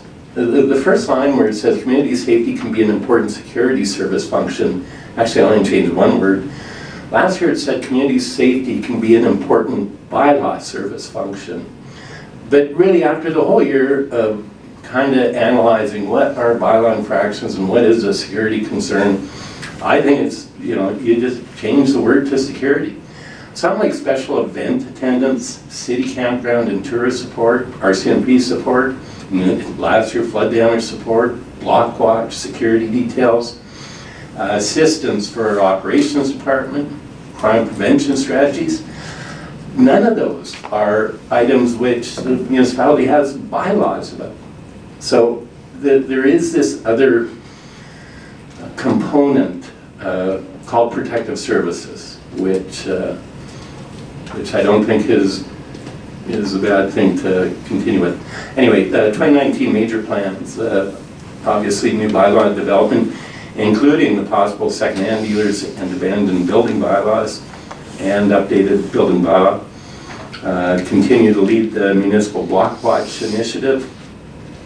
Continued facility management support. That's another aspect that my position has, which I would like to think our operations department can piggyback on as much as possible, and that is my assistance with our facility concerns. Proactively educate building code and bylaw concerns, consistent uniform bylaw enforcement, and consider options for resource assistance. So, what would be the new bylaw related to second-hand dealers? That was an initiative started last year, Mayor. We actually have somewhere, Daniel could probably be of assistance. We have a draft copy of a second-hand dealer's bylaw. I believe it's with legal right now, and they're having some considerations with it. It's not unusual for municipalities to have that. But basically what it is, it's a recording mechanism for second-hand dealers and pawnbrokers. Right now, if there was stolen material at a local second-hand dealer shop, the police have no ability, or it's my understanding anyway, no ability to go in there and retrieve that. However, with an enhanced reporting mechanism, which is, viewable on a daily, if not weekly basis. What have you got, where did you get it, how much it costs, that kind of stuff. That certainly seems to rein in the problems associated with those. We had those discussions last year. I'm just not sure where we're at with that bylaw. It certainly hasn't been adopted by council. Question on that. Would that affect like the women's hospital auxiliary where people are dropping off stuff in the back door all the time? No, this would only affect for-profit. Transaction. This is the other half of the yearly budget, which is essentially mirrored from bylaw services. Again, well, at the end of the day, I think the grand total is approximately $20,000 less in savings for the building and bylaw department this year relative to last year. And that includes a possible $40,000 contribution for enhanced security services. So those are numbers to think about. Okay, this year's budget includes that, $40,000. Yes, Councillor. However, that number is not in building or bylaw services line items. It's under a protective services account. It'll be a single line item and then not it under these two. So it's been removed from here. This will be a one-liner. I think you'll see in my briefing notes, actually, I've kind of highlighted at first glance, it's going to appear a significant reduction in budget allocation this year from last, but I've tried to, well, I've said, don't forget, we're proposing to take, $40,000 and I've got some other account for that purpose, so. So you reduced yours and added it to Dale. I'm not sure what Juliet did with that. Didn't go to Mike. Can you just leave those numbers back up? Of course. Process question. So if this 2019 budget passed as presented here, if all of a sudden your goods and supplies, instead of $1,500, went up to $5,000, would that come back to council? Not if, generally no, because if the bottom line for that department, or in this case, in the bylaw groupings, which is a little bit kind of like one more level up, if so long as in total we're still within budget, we wouldn't, because one of the big differences too is a lot of the times personnel and contract services. You might have a little bit of an allocation between the two. Okay, but if 87,006 became 92,006, would that come back to council? Would it change the 5-year financial plan? The 5-year, the financial plan would need to be unless we're the other end of it. Well, that's just it. Remember, we've got two categories here, right? With two grand totals. Yeah, sorry. So if 87 was exceeded, we'd have to look at whether the 87 and the other is well, not. and that's sort of where I'm getting at here. So you're lumping bylaw and building inspections under the same heading? They're not. They're under two separate headings on the actual financial plan bylaw. So, they are. So bylaw actually goes under protective services, and building goes, I believe, under general government. Okay. So again, if that 87 turned to be 92, would that come back to council for a financial plan? It would come back to us in the financial reporting, and we would see that and be able to question it. Well, I'm just wondering. Yeah, it should. We would have to amend according to the community charter, we would have to amend the financial plan if we're over on any individual separate line items on the actual financial plan bylaw, as listed in the financial plan bylaw. Yeah, that's true. But on these department by department budgets, if they're off, I just said 5,000, whatever the number is, when does that trigger that it's coming back to council to say we need a budget amendment, something? Even if it's lumped into a big thing on the financial, 5-year financial plan may not have to be changed. But if we say, yes, we're passing this budget at this much, if it doesn't become that much, when does it come back to council to say, yeah, that sounds reasonable? I'd say it depends on whether it's known or unknown. Like if somebody anticipates that they're gonna have an expenditure, we'll come to council and get a resolution, and then we'll have to refer it to a financial plan amendment. I mean, it depends on the materiality of it too, because if it's, you could argue that if it's like $5 over. Yeah, and that's, before we get to that argument, that's why I want to know where these boundaries are. I don't know that it's happened. I mean, everybody watches their budgets and no, seriously, throughout the year, so. Yeah. If something extraordinary happened, that would come to council. Yes. But Yeah, extraordinary is a bad word, so if you can give me $2 to somebody, it might be extraordinary, and that might not be anything to spend somebody else. So that's why I'm kind of wondering, whether it's a $5,000, whether it's 20, whether it's 50,000, when will that stuff come back here to this council table? Generally, I guess generally speaking, when it requires a financial plan amendment. Okay. If municipalities can't budget for a deficit, No. so, Well, yeah, and that's, it's, you have to wait.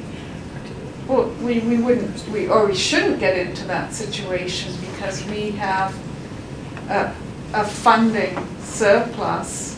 We budget for funding surplus to go into reserves every year, and that's our asset management funds, which is 2018 is in the amended budget, it was revised down to 1.1 million, but we're shooting for that 50%, right?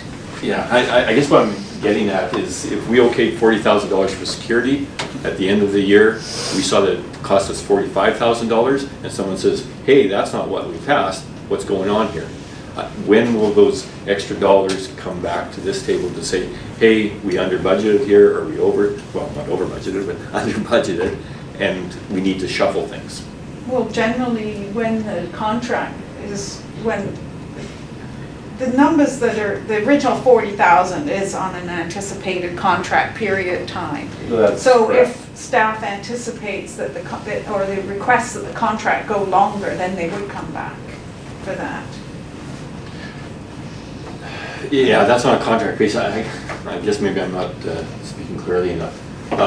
So if we spent $40,000 on a security contract, and it came in at $45,000 because we had a flood or something happened that we needed to hire somebody else, or there was an overtime clause or something, I'm just wondering when these extra expenditures are coming back to council to say, yes, that sounds good. And I guess the answer I heard is, unless it's a title on the 5-year capital or the 5-year financial plan, we probably won't see it as long as you're under that number. Or if staff anticipates that their costs are going to go, or that they're requesting an extension on it. But things happen that, events happen that you don't budget for. Where they're not gonna come to council and say, gee, shucks to go, gee, we flooded, now we're gonna need a few extra dollars. I mean, they're not gonna come to us, they're gonna do the work and spend the money and then come to us. But the budget is the only tool we really have. Yeah, it is, but they aren't gonna have time to respond, to get a special meeting and notice and yada, yada, yada, all that good stuff. Okay, so, no, they wouldn't, but we've seen it in changes to the budget when staff comes forward and says, I need this or this broke. Yeah. And then we look at it, and those are all at regular meetings or whatever. Mhm. I would kind of expect the same thing if we're saying that something's gonna cost us $100,000, we put it in the budget and we agree to it, that's good for $100,000. And then, the end of the day, it's gonna cost $150. Well, yeah, Then I would expect them to come back at the first opportunity to say, hey, guess what? oh, absolutely. But again, what I'm hearing is if that line item for 100 was in the same line or the same category as something else that cost 100 that they got for $50,000, the bottom line didn't change, so we're not gonna say that, you know, we moved 50,000 from here to there. Oh, okay, I see. So I'm just wondering where Okay. that level is obviously if the electrical budget went over, you know, it wouldn't affect bylaw services type thing. They'd be Yeah. two different departments, so we hear something about it, Yeah, and I'm just wondering what departments are lumped in one, because we could blow this whole thing up and say, yeah, you need a $5 million budget, who cares what every line item is, here's your $5 million. And we could go home and sit down and put our feet up right now. I'm not hearing that. I'm hearing that we No. have checks and bounds. And if you're asking for what's significant and what's not, $10 or $15 on $1 million budget compared to $150 on a $100,000 budget. I mean, to me, there's some decisions made by management to manage. Oh, for sure. And the responsibility is not to let those things go by without alerting council. And I see checks and balances that will let us know that when they're happening. Yeah, I mean, what I was referring to is operations. You know, where something happens, it's an emergency, and you've got to react to it. oh, yeah, That's what I was Yeah. talking Oh, about. but that's where that emergency fund that we're setting up Yeah. is all about. That's where they don't have to come back. There's, what, $20,000 or something in emergency funds for different departments. So those kind of scenarios are dealt with by the looks of it. Okay, okay. And I get back to knowing the budget. Where I came from, we had a policy that if the line item changes by more than $5,000, everything comes back to council. Okay, You know, but that's on a line item basis.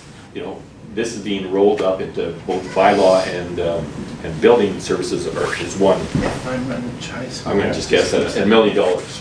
Yeah. So it doesn't matter what the line items underneath, how they all change. Yeah. I'm hearing staff say, as long as that $1 million is still $1 million, that's what we asked you guys for. And so we don't necessarily have to bring it back. I'm not hearing that. No, I'm not hearing that either. Can you hear Okay. it? No, I'm not hearing that.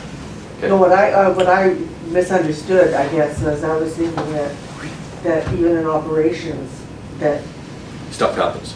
yeah, and that you were wanting council. Oh. Okay, so I misunderstood where you were Yeah. going with that, No. so, yeah. Well, and I was understanding too, your question as to when is a when is a bylaw amendment required? And the bylaw amendment is required when When those big line items. titles change, yeah. Yes. Yeah, but again, if all of a sudden, you know, let's say bylaw services cost us $10 and building inspection went up $100,000, as long as that top or bottom line was still the $1 million or whatever it is, staff's attitude is, no, that's what we asked you for this department. So it doesn't matter how we shuffle things in between there, we wouldn't necessarily come back to council to say, hey, this is what Correct. we've done. And you said you didn't hear that. I'm hearing that there's some shuffling available within a budget that is a management responsibility to do to make it work. And yeah, you know, it would be nice to know if that kind of shuffling has changed the priorities in the lines, And I think we would be made aware of that. if it was significant. If it was significant. Yeah, and that's why I'm asking. Yeah. I'm new to this table, so I'm just trying to find out where that line is. Because at the end of the day, if staff asked for, you know, $10 million to run the municipality, and we ran it in $10 million, and everything's good.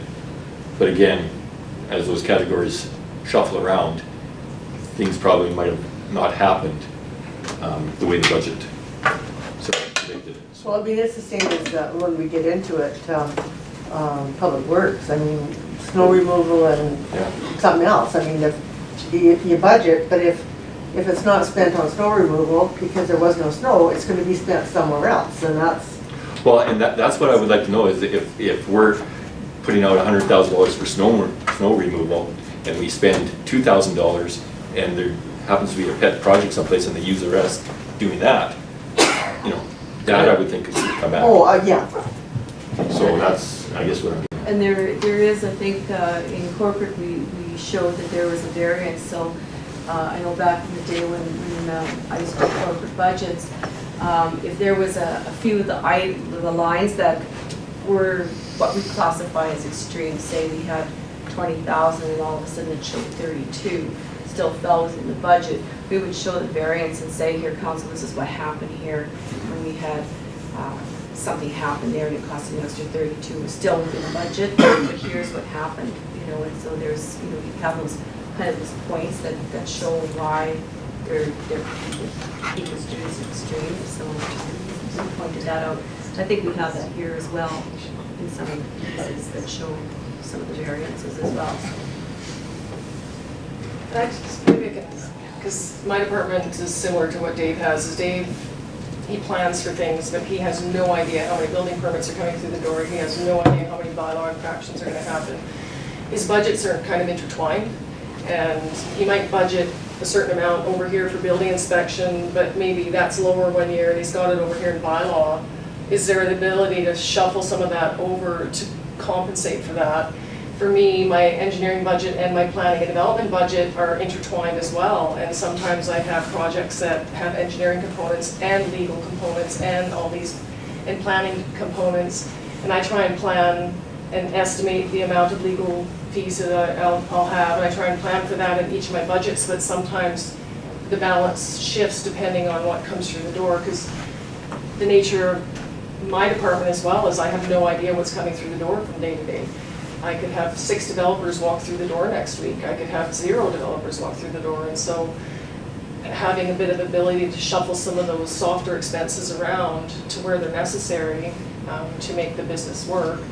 And I think that's maybe where you're going, Councilor. Well, yeah, I'm not saying don't do that. What I'm saying is, Yeah. is me at this table, being, this is the first budget, I want to know where that line is. If it's at the $10 million, and as long as we don't go over $10 million, let me know that. But if it's line item or department based, that'd be And nice I think to know. that's right, if I suddenly had a lot of legal costs coming in, like if something happened and all of a sudden I realized, wow, I can cover this with my planning budget over here, but I don't know that maybe, you know, maybe it's something that, it's probably something that council would want to know about. And so, I don't know if putting a dollar figure on it would, I don't know if that would do. Yeah, I'm not proposing that policy. Yeah, So, well, I'm just wondering if, yeah, I'm not sure how, yeah. I mean, I think we have to sort of. I think it's a part of, we probably would talk to Juliette, and talk to Diane, and they'll probably sit together and talk and discuss whether or not this is something that council should be alerted to. Yeah, and just, again, for my knowledge, and when I go back to that line item stuff, that's where I like to see if Public Works had 200 hours of overtime last year, or in the water and sewer, that would tell me something other than just a bulk number up here for labor. It'd tell me that we got repairs out there that we should be looking at. You know, and that's where the line items help me, Yeah. but anyway, I'm rambling on, so. Right then. That being said, without any further ado, I think. Are you getting out of Dutch? Well, if there's no more questions regarding building or bylaw services. No, we're looking forward to Dale's presentation. He's always a fun guy. He's always got the good stuff. I'm about pictures, I'm not about words. Thanks for your time. Thanks, Dave. Because you don't know any other Don't- syllables? Yes. Why don't you say anything? No. No. What is it? Okay. Okay, we'll get going here. Okay, and some of us you saw before. Please, if Council and Mr. Mayor, if you guys have questions, comments or anything, please don't be afraid to throw them out while you're thinking of them. So this is our complement. Got myself, the Fire Chief, Deputy Fire Chief of Operations and Training, Deputy Fire Chief of Prevention, Life Safety, and currently 46 volunteer firefighters. We provide services to the City of Grand Forks and rural Grand Forks Area D through a contract for service with Regional District Kootenai Boundary, and we have had since the end of 2006. Some of, just go through the services, fire suppression, everything fire from structure fires through to outdoor burning that's not permitted. We cover off all that kind of stuff as well. Is that you with a hose in your hand there, the little sprinkler hose? That's our newest Okay. piece of equipment. No. He was actually cooling down his shop. He thought his shop was going to go there. Yeah, it was pretty warm. I'll tell you that. Highway rescue, and we've got a big area. We go east to 11 kilometers, which is about halfway to the lake. West to 2 kilometers west of Wilgers Lake. North up to 42 kilometer on the North Fork. And south to US border. And just, we'll go farther than that on if we're tasked out by EMBC or Emergency Management BC, or if we get called for mutual aid, that kind of stuff. But those are boundaries. And we have, especially the 42 kilometers on the North Fork, we've gone to some incidents up farther than that with recreational vehicles, etc. 42 kids up in North Fork, where does that take you to? That takes you just about to the 28 Mile Bridge. That's basically our borders right around there. Yeah, okay. Yeah. Okay, low and high angle rope rescue, we've got people trained and certified in both. Low angle rescue would be things like motor vehicle incidents when they go down the bank and they're down even as much as 8 or 10 feet. That's called embankment or low angle rescue. High angle rescues, and we've got the picture there, that was the old burner at the Unifor. That's no longer there, but Unifor has many high angle rescue areas on it, as well as Roxall. And so that's part of the reason for the ladder truck, is so we don't have to go in such a high risk situation as what we had on this one. So just to clarify, Dale, would, let's take Interfor, would they have to ask you on site for you to respond? Or, and I guess what my question is how much does the industry have to look after their own site as opposed to relying on your services? Industry is supposed to look after their own site, and in the case of Interfor, we have an agreement with them that says if we're not currently on another call and if we're available in a volunteer capacity, we will respond. If we went to them with any other kind of contract or agreement, then it puts extra liability on the city that we don't want, because that would mean that we would guarantee that we're providing that rescue team at all times for them.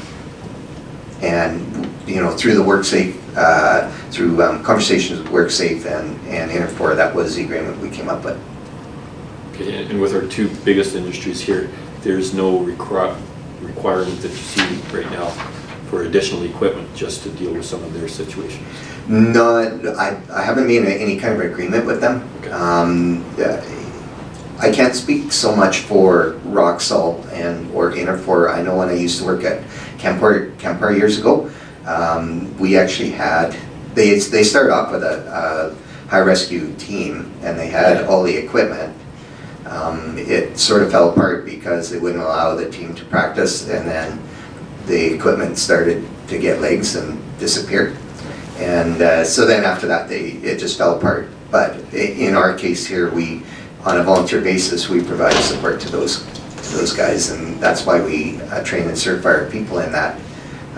Obviously, because of volunteers, we can't guarantee that one or any of them are coming at any time. We're pretty fortunate that we get a lot of response out of them, but we can't guarantee it. That's why we made the agreement we did. Okay.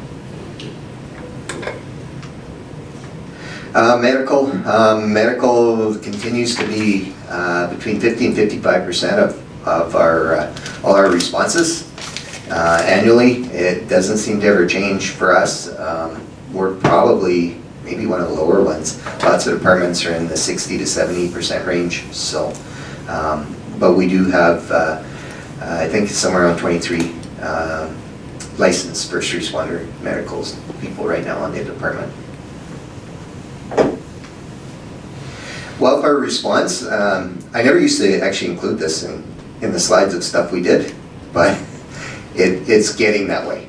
And really in the last few years, it's really gone that way. And now there's programs coming out to train our crews to, if we're deployed out to other areas, because there's certain things that Wildfire BC is looking for when we come and join their fund there. And so now there's courses and stuff that we're starting to put our crews through with regards to when we deploy. So we've got the right equipment, the right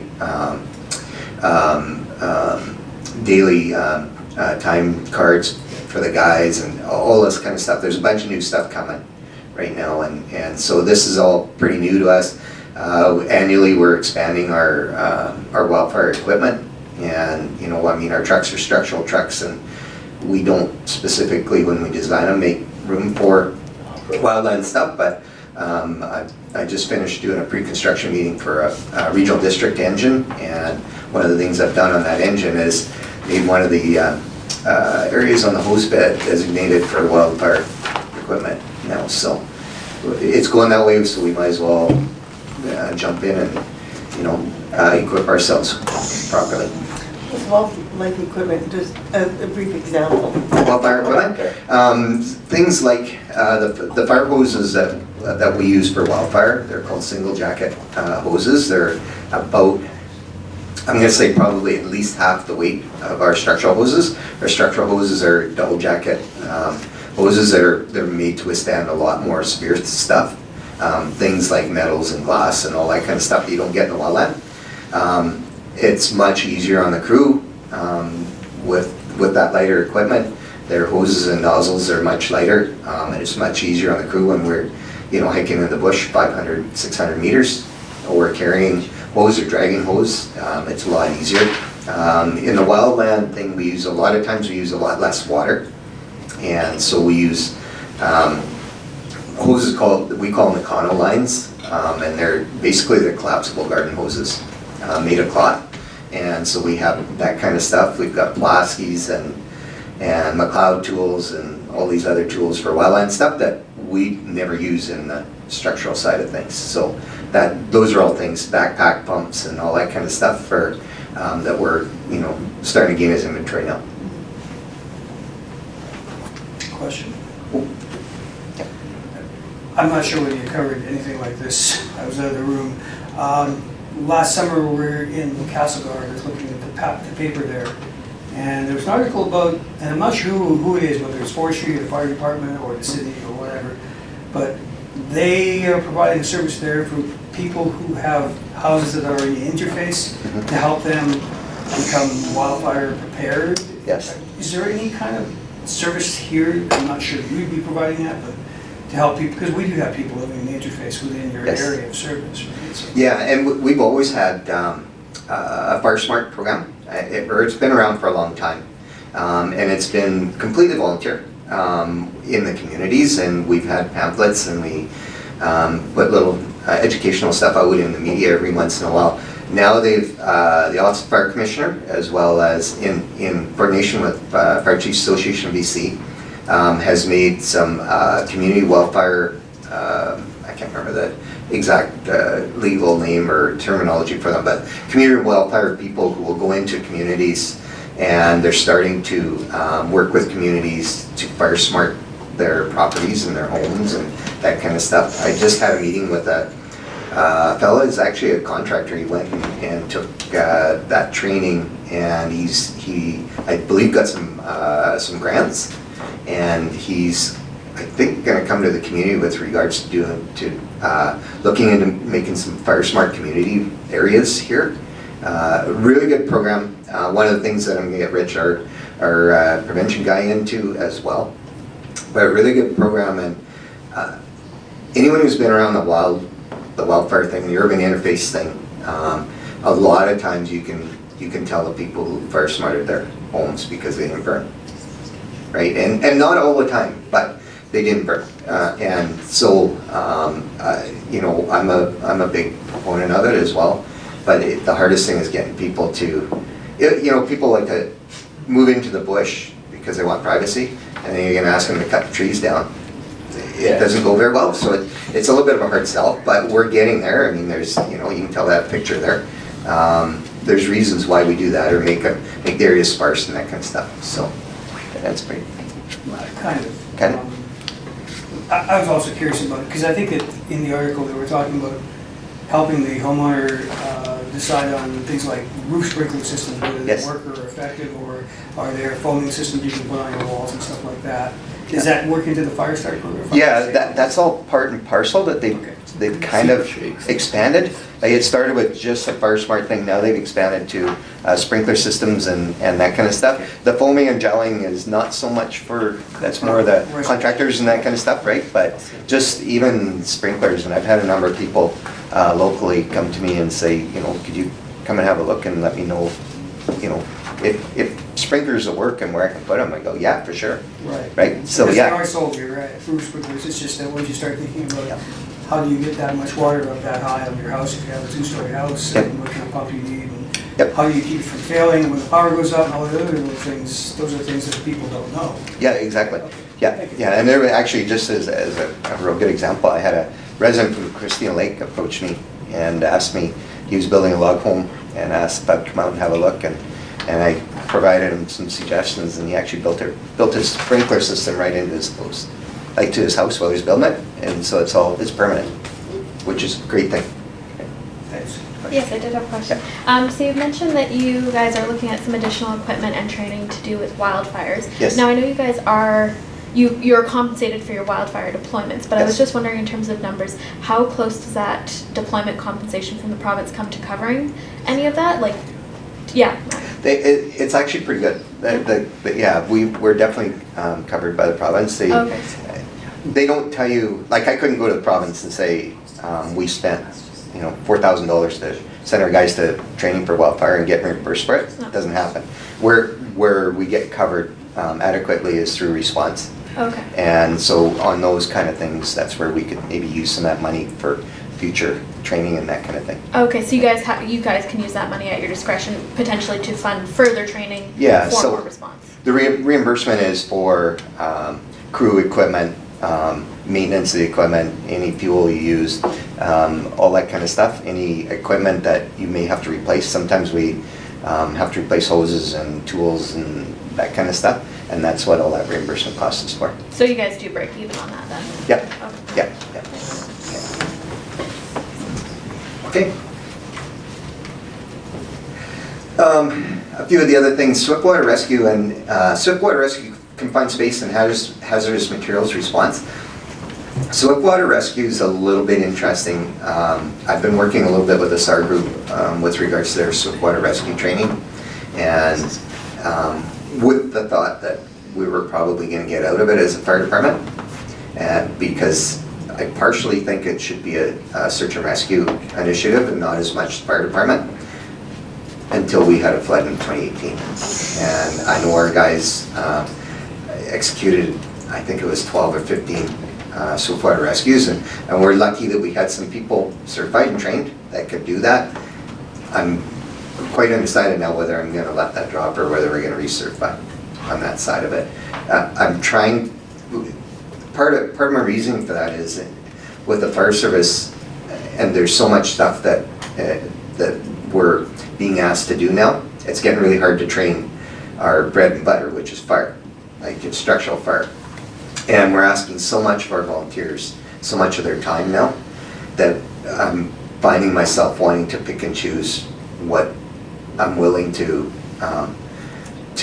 respond to in the area as far as training and stuff, because of their time, mostly. I mean, yes, volunteers, they want to respond to everything, but in order to be good at it, you need to practice it, and that's the hard part for us. And right now, we've got a group that's pretty dedicated and is willing to put time in, but it doesn't always work like that. So,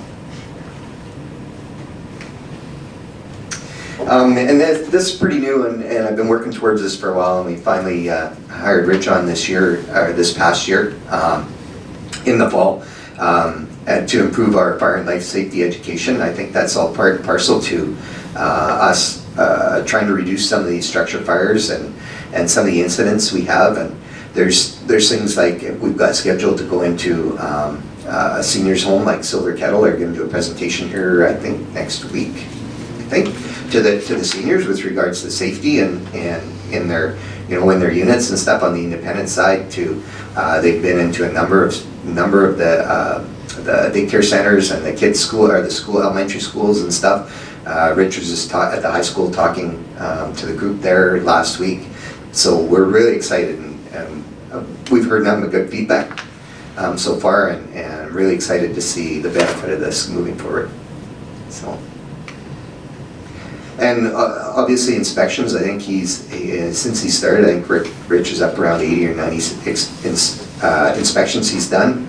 He's got put a target on him for himself, 150 for 2019. That's pretty energetic, but he thinks he can do it. And we have, I think it's 253 inspectable properties in the community, not counting on regional district when we get there, which is probably starting next year. Do you think Rich would have any inclination on doing building inspections at the same time? As which? As fire inspections, if we can mold. Oh, yeah. No, I think that's two completely different things there. Yeah. Yeah. Dog catching too. Oh, maybe. Yeah, there you go. Yeah. Investigation, the one on the right is our latest fire that happened a week ago. And so, we do all kinds of investigation, and not necessarily specifically structural. We do investigations with regards to some suspicious wildfire burns and that kind of thing as well. So there's all kinds of investigation we do on that kind of stuff. Just a teachable moment for me. Yep. I haven't been by the site in a percentage basis. How much percentage of the building's gone? Or This one? Yeah. I wasn't here. I was actually in Alberta, which is really funny because the last two structures fires we've had have been in Alberta. So, which is kind of interesting. But Don't go. yeah. And my crew said I'm not allowed to go anymore. But anyways, I don't know. I know it's burned out pretty good on the inside. Okay. I've seen pictures, and I know it's burned out pretty good on the inside. Probably one of the saving graces with the whole thing was the fact that it's a metal Kwanzaa hut, and that's probably what saved us from a lot of stuff, because it would have got a lot hotter, and they had oxyacetylene and propane and everything else in there, and that may have caused us some issues there. So, Do you know what caused it yet, or has that been determined? I think it's still under investigation. As far as I've heard, it's not suspicious. Because it was early in the morning, I think, wasn't it? Yeah, it was like 5:30 or something like that in the morning. Yeah. So 70% gone, maybe? Inside probably, yeah, I'd say 70% inside. Although because it's a metal building, it wouldn't take that much to, you just scrub everything out of there and away you go again, just about, right? On the I inside. didn't hear any explosions, so I'm assuming No, that, nothing Yeah. did. As far as I understand, nothing. because I'm not that far away, so, Yeah. I know there was at least one vehicle in there. yeah. Yeah, that was lost. But there was no damage done to the adjacent building. No damage done to the adjacent buildings. One of the first things that we always look at is exposures when we get on scene, and so the incident commander on scene made sure that we had water going on those exposures. That's what I was gonna ask. Yeah, So yeah. there was water on. Oh, yeah, for sure, to make sure that, we contain it to one building. So, Yeah. and for planning department, so this fellow can rebuild as was up to 70%, 80% being destroyed like this? He conforms to the zoning bylaw. Yeah, and so that was my next question. That's actually a building inspection question. I think it's Yeah. 75. If he was existing non-conforming, then there's a rule about. Yeah, There's something different there. 70% or It's a little 80%. Yeah, but if he's conforming, My yes. tires are up there. Do you think I can go pick them up? The rims? No, the tires. Yours too? Anyways,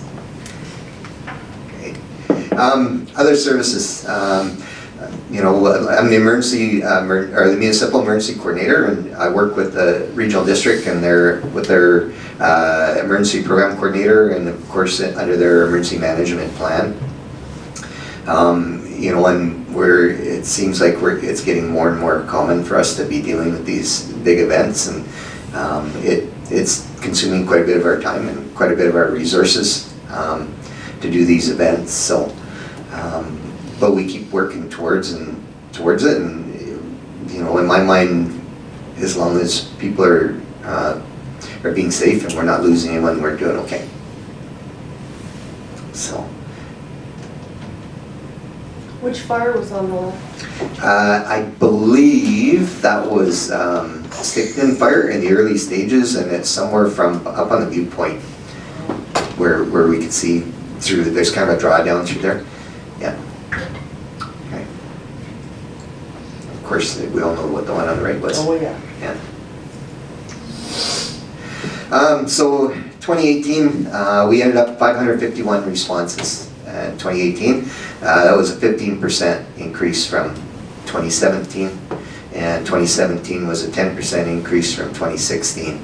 So they just seem to keep climbing, and it's not like everyone, when I tell them this number, they said, "Well, that's because you had a flood and you had a whole bunch of." It wasn't like that.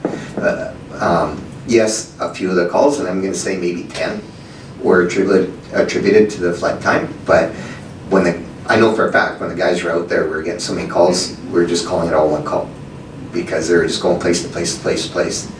And so, you know, this is like a combination of everything. Everything's up. Like, it's not just one thing, it's everything's up. Same categories, or each of the 3 categories went up? Yeah, Basically? all the categories, I didn't do the specific percentage to each category, but. One didn't stick out more than the other 2? Nope. No, it's kind of unusual that they all go up, right? But they all went up. So I believe last year we're about 12 more responder calls this year than last year, or in 18 and 17. Fire related, I think we're maybe about 16 or so. I'd have to look back, but it's somewhere around there. So there's no actual change in the community you can correlate that to? No, yeah, and that's the weird thing, right? Like, it's not, like, the population is not going up. One of the things I will attribute some of the, and especially medical stuff too, is that the senior population, like, we are getting older as a community. And because we haven't grown a lot, right? And so we are getting older, and as you get older, sorry? I won't take that personally. Well, I'm not talking about you guys, I'm talking about everyone else. Responses to drug addiction, to overdoses? Yes. Is that up in this? Oh, yeah. Way up. That would be in the rescue first responder. Yep, yeah. Yeah, and I could get you the number on how many we responded to last year in total, but it was definitely up. One of the things we did notice last year is we can tell when a bad shipment of drugs comes in, because we'll get like 3 or 4 or 5 ODs in a week, kind of thing, right? And, so we know lots of times when there's a bad shipment came in. We've had 3 so far in 2019. They're all bad. So yeah, they are all bad, for sure they are. How many deaths? How many deaths last year to overdoses? I would have to look. Off the top of my head, I can think of 3 for sure. 8. But I don't, yeah. That was in our mental health. Yeah, and we don't always get called. And, you know, so our number may be a little different than the final number, right? Yeah. Okay. I just, you know, I always like to point out to everyone the volunteer hours and the amount of time our crews put in. And it's the same thing. I mean, you know, when I started with the fire department, we did about 220 calls a year. That was 20 years ago. And now we're, you know, 551 calls a year. And the amount of time, you know, it used to be kind of, I mean, it used to be kind of nice. It was less than a call a week, or a day, I mean, right? And that we used to go on. And now it's, you know, well over. So your volunteers, you pay them a stipend or something? Yes. Yeah, so how it works is the city pays the Volunteer Association a stipend in 3 installments through the year. The association has their own system of points and how they pay their volunteers, and so they allocate how they see fit. Has that number gone up for the city? But has there? The dollar value? Yes. The dollar value hasn't gone up for a few years. What I did instead was in 2014, I brought in a benefit program for the volunteers as opposed to paying them more. Sorry? Health benefit? Yeah, health and dental benefit program. And one of my aims of doing that was to increase recruitment and retention. And I believe it's worked. It's a real hard one to track numbers wise. But all I know is before I brought in the program, we had 38 volunteers. Since I brought in the program, we haven't got below 46. Do you know how much that has affected your budget? The health and safety, we spend about 22 grand a year on benefits for the volunteers. And part of it's a rate, but part of it is, and especially because we've got an A and B part of a plan, the ones that have benefits, we opted to give them a healthcare spending account. Okay. And so the one, for things like prescriptions and other stuff like that. And so depending on whether they use it or not is why there's a bit of fluctuation in that program, right? Yeah, so. Okay, 2018, we were pretty successful on some fronts, even though we were pretty busy for a while. Let's see, so we had 6 NFPA 1001 certifications. That's full professional firefighter standard. We got 7 completed their fire service instructor certifications. We now have 2 live fire certified instructor trainers and that big part of that target is the fire training ground. And as much as it's a fantastic tool, it can be really dangerous. And we need to ensure that we're being safe as well as instructing correctly. On behalf of the regional district, we sent out for a proposal for a replacement fire engine. That was towards the end of last year. We moved our dispatch services in the middle of May, just after we got hot into the flood season. We moved it from Trail to Kelowna. That was part of Trail's contract award to the Kelowna Fire Department. We hired a deputy fire chief in October, and of course this fall we've had 4 recruit firefighters join our department. One of the things we're trying to do on the recruit firefighter thing is do an intake either once or twice a year only. Because for training purposes it's far easier. It's really hard when you bring one on here and one on there and to try and train them properly. So as much as we tell them you missed this hiring, but we'll include you in the next one if you're still interested, kind of thing. And so we're trying to bring on 4 to 6 at a time. Right. 2019, there's the 150 planned inspections for 2019. We got 5 more firefighters that we're expecting to complete their NFPA 1001. Which would be fantastic for us.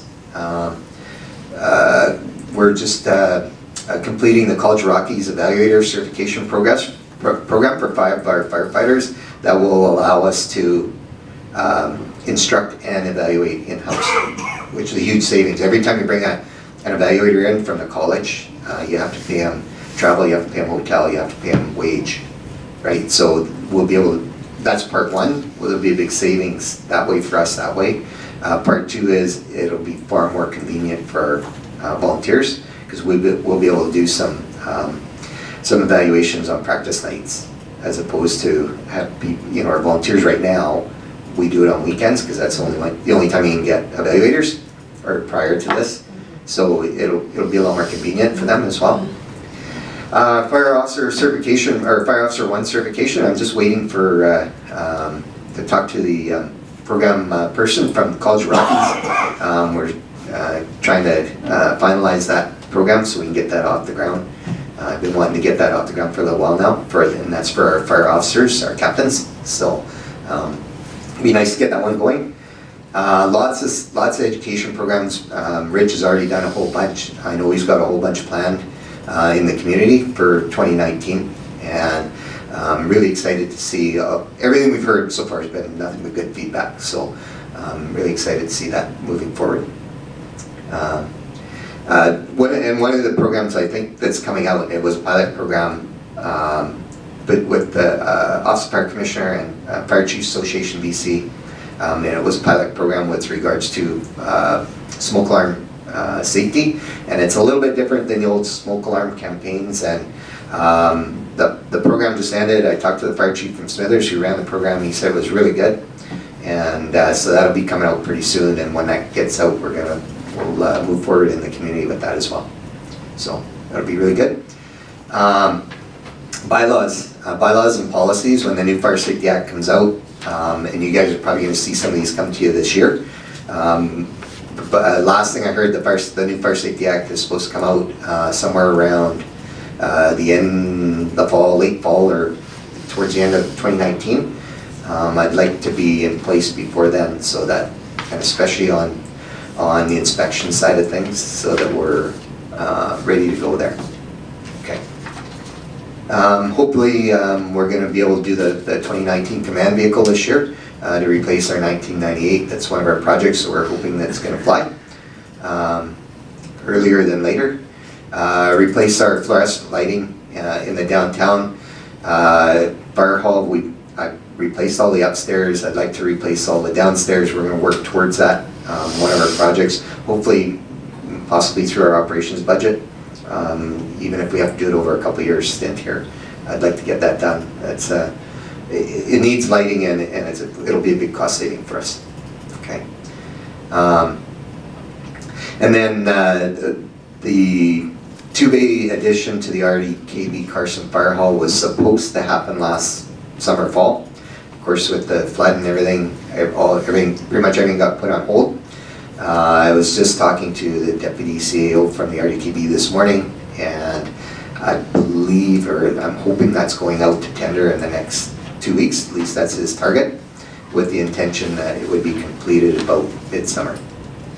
Speaking of the flood, and you may have already told us, and I just don't remember, was there any damage to this fire hall with the flood? Yes, we're sitting, they might have a better number, but I think we're a little over $250,000 to the fire hall right now. And we're still not complete. All the bay doors need to be replaced. I think it's a $70,000 cost on the bay doors, but because of the size of the bay doors, they had to be specially made, and because of the age of the bay doors, they couldn't just replace the bottom panels, so they have to replace the whole doors. And last I'd heard, it was a 6 to 7 month order to have them constructed and sent out. So that's all covered by insurance? Yes. Yeah. Yeah. So yeah, there was probably by the time we're done, would be close to $500,000 for hall. Yeah. So yeah. And just so that council and mayor knows, the 2-bay addition to Carson Fire Hall, that's 100% regional district. The city puts nothing into that other than my minimum amount of time, which they pay for half of anyways. So, but all the rest of that cost is theirs. The new fire engine that's coming, I've already ordered it. That's 100% cost to regional district, Cooney Boundary. Okay. The contract for the regional district, year to year, 5 years, a bunch of I believe it's a 25-year contract with, it's supposed to have a 5-year review every 5 years, and we're actually up for review last year, but of course, again, with everything that happened, it didn't get off the ground, but that's one of our targets for this year, is to get that contract. Mainly just to review the services working for them and adjust the rates? Yeah, and well, some of the costs, and one of the things we actually talked about when we went and hired the second deputy, so the percentage is 70% to 30% cost of funding, city and regional district. But I did put their CAO at the time on notice that once we get into the nuts and bolts of Fire Safety Act, we may be looking to change that to more like 60-40, depending on, on how much more work we're going to have to do out there. One of the things that was never addressed in that original contract was capital purchases, and that would involve both the regional district and city of Grand Forks sharing. An example would be the self-contained breathing apparatus. Next year we have, I've got in our 20-year plan to replace it, to replace all of them, which would be a cost of about, be close to $250,000. But right now, because that's a capital cost, 100% of that cost would be borne by the city. And it's not fair, because we have a 50-50 equipment operating cost with the regional district. So that'll be one of the ones that we're going to talk about. And as far as I'm concerned, we won't finish talking until we get that one a lot more fair. Right, so, okay. Here's our budget. We're up a little bit this year from last year. Some of there's $8,400 as a carryover in the training ground fund, and I talked about that in the capital thing, where every year if we've got any money that we got through deployment or whatever, I carry it over so we can use it on training ground if it wasn't spent. So that's carried over. Pretty much all the rest of that cost is wage. Everything else is flat in that budget for this year. Just one employee or additional, or this includes? Well, so last year's budget had 8 months of an employee, because I hired on in April. Yeah. This year will be 12 months of an employee, and then, of course then there's a bit of an increase. Yeah, right? I go all the way back to 2017. And that's, Yeah, yes. 2017 we just had the 2. Yeah. Yeah. So where in here, into my line item stuff, where would I see the training budget? Training budget, well, the training budget would be probably in, maybe even, no, it won't be in personnel. See, Juliet does things a little bit different than me. Okay. Mine is in our fire department administration side, is where we have our training ground budget. I'm not sure exactly where she hides it in there. Depending on what it is, it could be contractual or Yeah. general service. Yeah, Okay. yeah. Okay. What about the money put away for the training center? Where would that sit in here? Since you don't have a capital account. That's where it would be, right? And so for me, the training ground or the training center budget is in my budget. It's a fire department administration, or if you guys have a copy, it's in that. It's put away in that part as an operational cost. The expenditures included in here, the funding sources is a different. Oh, okay. Together. Okay, I got it. Okay, that's it. Any other questions on this? Yeah, well, Yeah. a general question. Sure. You interact with planning, Yes. and so when a development comes forward to us, Yes. clearly you've already screened it in terms of fire safety and access Yes. before it's put Yeah. to bed in planning. Yeah, and so that's usually when, and we just went through this a couple months ago with the development over by the boundary, there. And I was involved in the meeting with regards to some access and size, width of the roads and stuff to get our equipment in. And where we have access for water supply and that kind of thing. That's all part and parcel. When we get into the full drawings of the building and stuff, we also go through that and ensure that things are in the right places, that are supposed to be in the right places. Most times the engineers are pretty good, but sometimes they are not absolutely correct, and so we'll sometimes make some changes there for them as well, right? But all that would be post that being approved by you guys, right? That all becomes, well, that just becomes after. And one of the things that I won't allow is if we don't agree with it, I'm not going to sign off on it. And if I don't sign off on it, they probably not get it. So, right? So just seeing as you brought it up, and I brought it up last meeting, Yep. past the women's shelter. Yes. If they do the 50 units back there, you're okay Yes. with the access there? Yeah, we were just in a meeting, Okay. and one of the things I ensured was that the access, the width was sufficient, Okay. that our turnaround at the end was sufficient, and that our entrance was sufficient. So with those fences there and everything, you're okay? Yep. Okay. Yeah. If they build to what's on their drawings, which is, what they're supposed to build to, and that's what we ensure as a city, we'll be fine. So the only access for that development is off of 19th? Yes, yes. Yep. Okay. Okay. Anything else for me? No? Okay, thank you.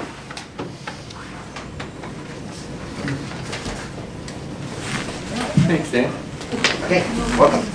And you said response pickup, not plows. I'm hoping for it. Well, That was kind of my question. How long are we going? About 2 hours trying to get Pete ready. Kathy did take. Can we take 5 for Yeah. Pete ready? How much longer do you have? So I think the suggestion is that we're likely gonna have to put operations off to the next piece because that's kind of the biggest one, so if we could adjourn through planning would be great, and then we can continue on to the next operating budgeting planning, which is next week. If that works for council. Do you want to just keep through this, then we'll just get it done? Yeah, DD talks fast. Okay, I will. As long as we don't ask any questions. No questions. So, yeah, so just to clarify with the, and we'll be going through this with some workshops, and we'll talk about the process that we go through. So we have these pre-application meetings before we go anywhere with it. The first person I call is the fire chief, just to make sure, because like I said, if it doesn't pass fire, it's not gonna pass anything. So we normally have, with the larger development, 2 to 3 pre-application meetings before we even get into an application with the proponents usually. So we'll go as fast as we can. This is pretty much the same presentation that we gave for your introduction in December. So it's myself and Leaford and Wendy. Leaford and Wendy are both temporary positions. Lee is covering for Graham, and we brought Wendy on last year to help us get caught up. And as we talked about, we hired her about 3 weeks before the flood, and the entire department, me and Graham and Wendy, were in the Emergency Operations Center for 6 straight weeks, and then we've been supporting that process along the way, and we'll see at the end how that's kind of impacted our budget for the year. So we'll just talk about a little bit about core functions and services of the department. I'm going to go pretty quick over these because this is pretty similar to what we had in December. So our overall core functions provide integrated planning support services to enable environmental, social, economic well-being and sustainability in the community. These are all umbrella statements from our OCP. Develop and implement plans, policies, and programs to advance sustainable planning and to guide development and investment by the private and public sectors, and regulatory roles and customer services related to planning and land development. And Wendy kept track of her customer service over this year, just loosely, and she figures 25 to 30% of her time spent responding to phone calls and to dealing with people at the front desk. And oftentimes what we're doing is we're triaging for building inspection. Somebody will come in and they think it's a building or a planning issue. They'll have us come up and then we'll send them to Dave, and Dave does the same for us. Oftentimes people come in with a question, they think it's building related, and then he'll triage it to us. And we do work quite closely with Dave anyways with building. And so it actually works out quite well, and we just send them back and forth. So our core services, again, we'll go pretty quick. So current planning, so those are zoning, permits, long-range planning, so that'd be our OCP, zoning, and strategic planning, asset management planning, citizen engagement, frontline customer service is very important, environmental protection enhancement, development, building, heritage, and bylaw services support, business licensing, asset management, infrastructure planning, long-range community protection planning, strategic economic development, tourism, downtown revitalization initiatives, records management implementation, planning and permit processes and procedures, flood recovery housing support, and flood protection policies, regulations, review, and implementation, which will be coming about from those 2 grants that we got for our floodplain mapping and floodplain risk assessment. In 2018, we actually when I started making a list, I was like, we actually did pretty good considering we spent a lot of time dealing with the flood. So we did complete official community plan amendments for our second theme, which was affordable housing. And we completed, and I think Wendy just finished the consolidation of the OCP to include the changes that we've had for the environmental piece from our sensitive ecosystem inventory. We continued the waste management plant upgrades project, which obviously got delayed because of the flooding. The sewer phasing plan is complete. We initiated floodplain mapping and risk assessment projects, continued asset management and our GIS software integration project. The sensitive ecosystems inventory was completed. We, thank you Kevin, a critical path survey for Canada's regulations implemented those changes in the zoning bylaw. 22nd Street, 72nd Ave are both substantially complete. We just have some drainage, and I've, as we talked about at the capital workshop, I've got some money that I had set aside to do low impact development for some drainage on there, as well as another area in town that we've identified. We've reviewed biosolids land application options with our consultant and with the regional district. We staffed the Emergency Operations Center during and after the flooding, and planning and policy support for flood recovery initiatives, which is ongoing. We had a number of land dispositions, subdivision development proposals and approvals, temporary use permits and license of occupations. We also had a bunch of right-of-ways that we did manage to get cleaned up just at the end of the year and the beginning of this year. We began the implementation of the new records management system. Wendy prepared some brochures and procedures and application forms for garden suites and tiny homes as a result of the OCP and zoning bylaw amendments. We reviewed servicing and development options as well as stakeholder consultation for the airport industrial lands. That is also ongoing. We completed consolidation of, there it is, official community plan and zoning bylaw for convenience. We were a little behind on some civic address assignments. We had people that all of a sudden we had the post office would phone and say, is there an actual address there? And okay, so we got that cleaned up. Utility and servicing assistance for single family homes. So when folks come in and they're looking for water, sewer, electrical service, they usually start at the front desk here, and we take those calls and we figure out what they need and get them the proper forms to get filled out and sent down to Public Works. So of course we check to make sure that there aren't any issues for planning or development with those applications. We're implemented the West Side Fire Protection Project with some drilling for some wells and looking at the options for the reservoir.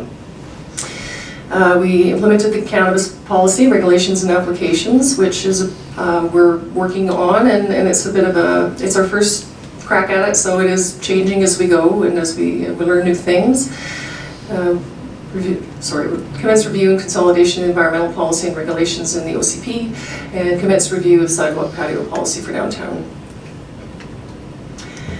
So this is just kind of a general, in terms of current planning, long-range planning. The OCP is something that we've been working on for several years, and it is included in some of the economic recovery initiatives.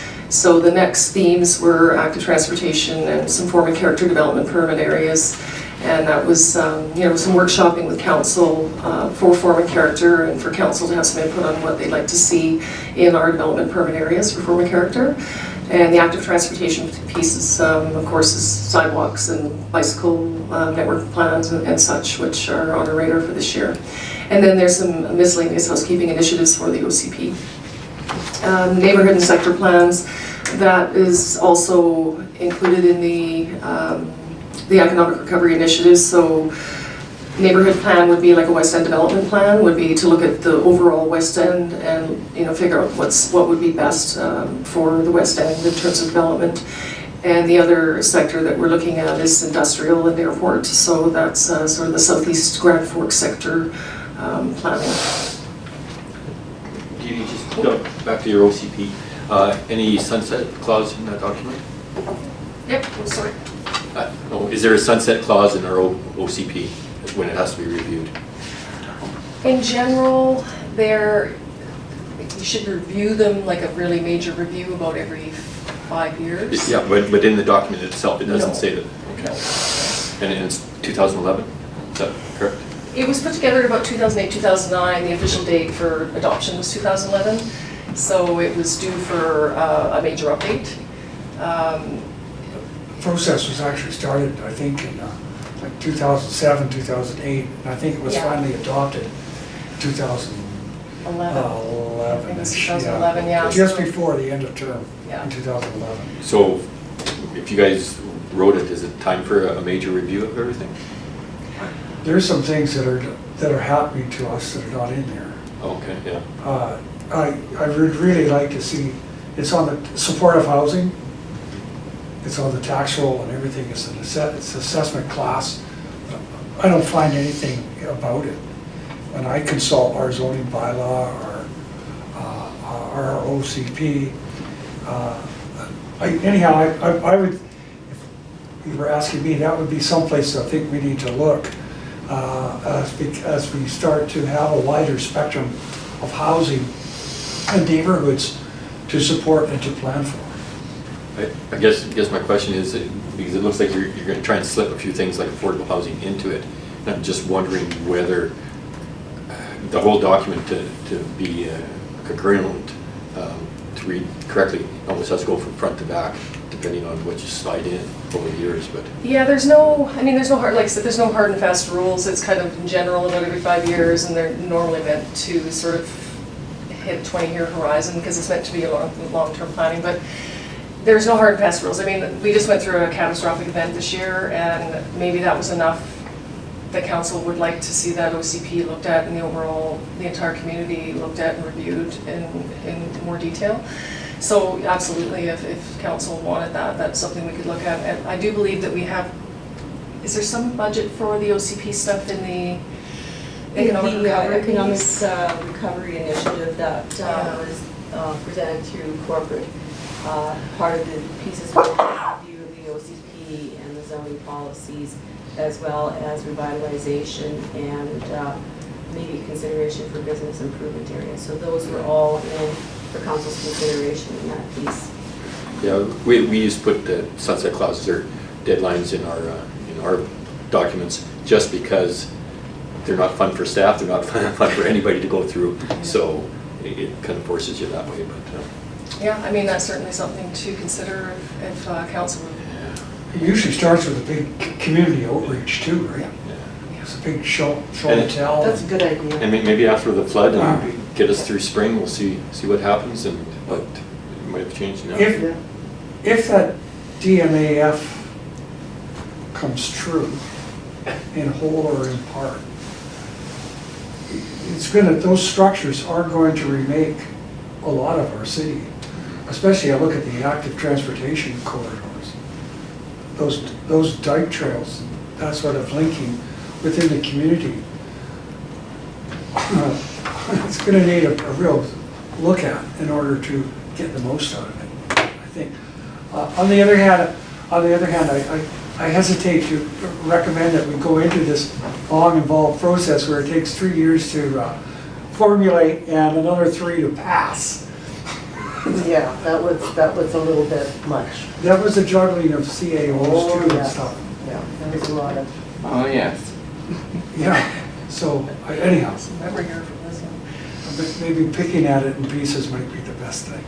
Well, we certainly can, I mean, we'll continue working on these themes unless council would like us to choose other themes. And if there are other pieces of the OCP, it is the governing document for the municipality. So if council sees pieces in there that they think need some attention, by all means, let Diane know and she'll let us know, or have a chat with us, because there certainly are things in there that we may not see. And you're out there, you're speaking to the constituents and the public, and if you're hearing people say over and over, this is an issue, this in the zoning bylaw, and I don't see this in here, then by all means bring it forward, because it is meant for the public and it is the community's document, so absolutely. And we could probably streamline the processes a bit, but we do have open houses and quite a bit of consultation for each theme. And it seems to be working because it brings in the people that are really interested in that particular theme, and we get quite a bit of feedback that way. There's something to be said for doing the whole thing as well and kind of getting an overall view. But that's something that if council wants to maybe think about that this year, maybe we can see how how things go this spring. I'm there- saying it's not gonna flood, Maybe have another discussion or a discussion on this another time.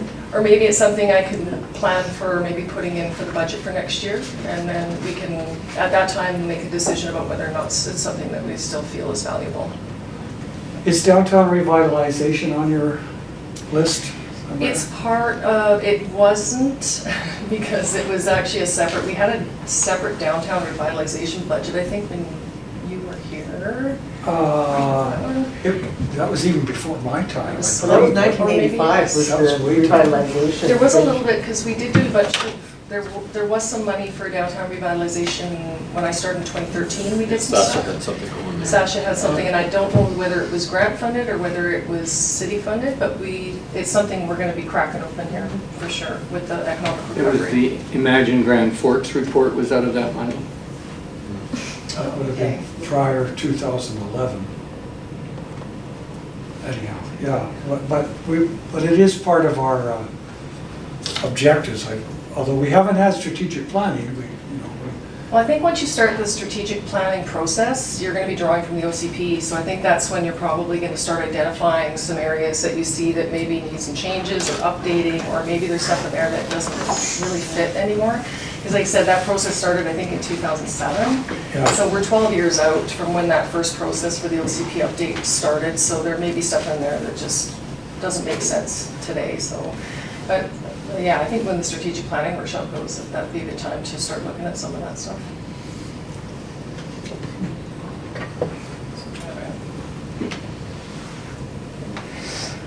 So we talked a little bit citizen engagement, frontline customer service. So yeah, we deal with a lot of the stuff at the front because if it has to do with public works or building bylaws, we're usually responding to it.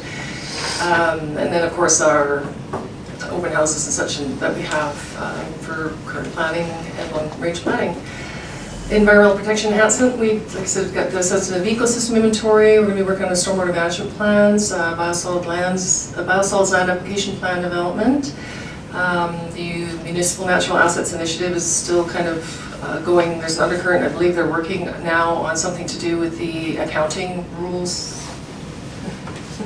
Julia doesn't want to hear that. Water conservation, drought management, groundwater protection, wildlife management, and invasive species management. So pretty general land sales, rights of ways covenants, legal matters, and employment and amenity lands development is something that we look at when we have large developments happening. So these would be things we'd be looking at with these sector plans. We deal with licenses of occupation and lease agreements, encroachments and access agreements. And then we support the building inspector and he supports us. And for business licensing, so it's management, the approval process for business license applications, and it's mostly for us to ensure that they meet the land use regulations, building and fire codes, and other community safety requirements. You mentioned leaseholds. Up on top of Observation Mountain, China Creek has a little receiver up there. Do we have any agreements with them? That is a bit of a mess up there. Kevin, do you know about their Daniel? There's so many. They're piggybacked on Shaw's old footprint there. Yeah, because there's a bunch of overlapping kind of. Are they on Crown land then, or are they on? private land. Isn't it on private land? I don't know, I'm asking. Top of Observation No, Mountain? there's no private land up there. Rogers is on Crown, and we'd have to double check the map for the other piece there. There's a lot more on there. I'm positive the top of Observation is on private land. But well, I guess I could stand. I'm willing to wager beer. I've been surprised before. Just trying to think, it's just a little bit off the corner there. No, and the only reason I ask is they're getting licenses for a couple of receivers up to North Forks.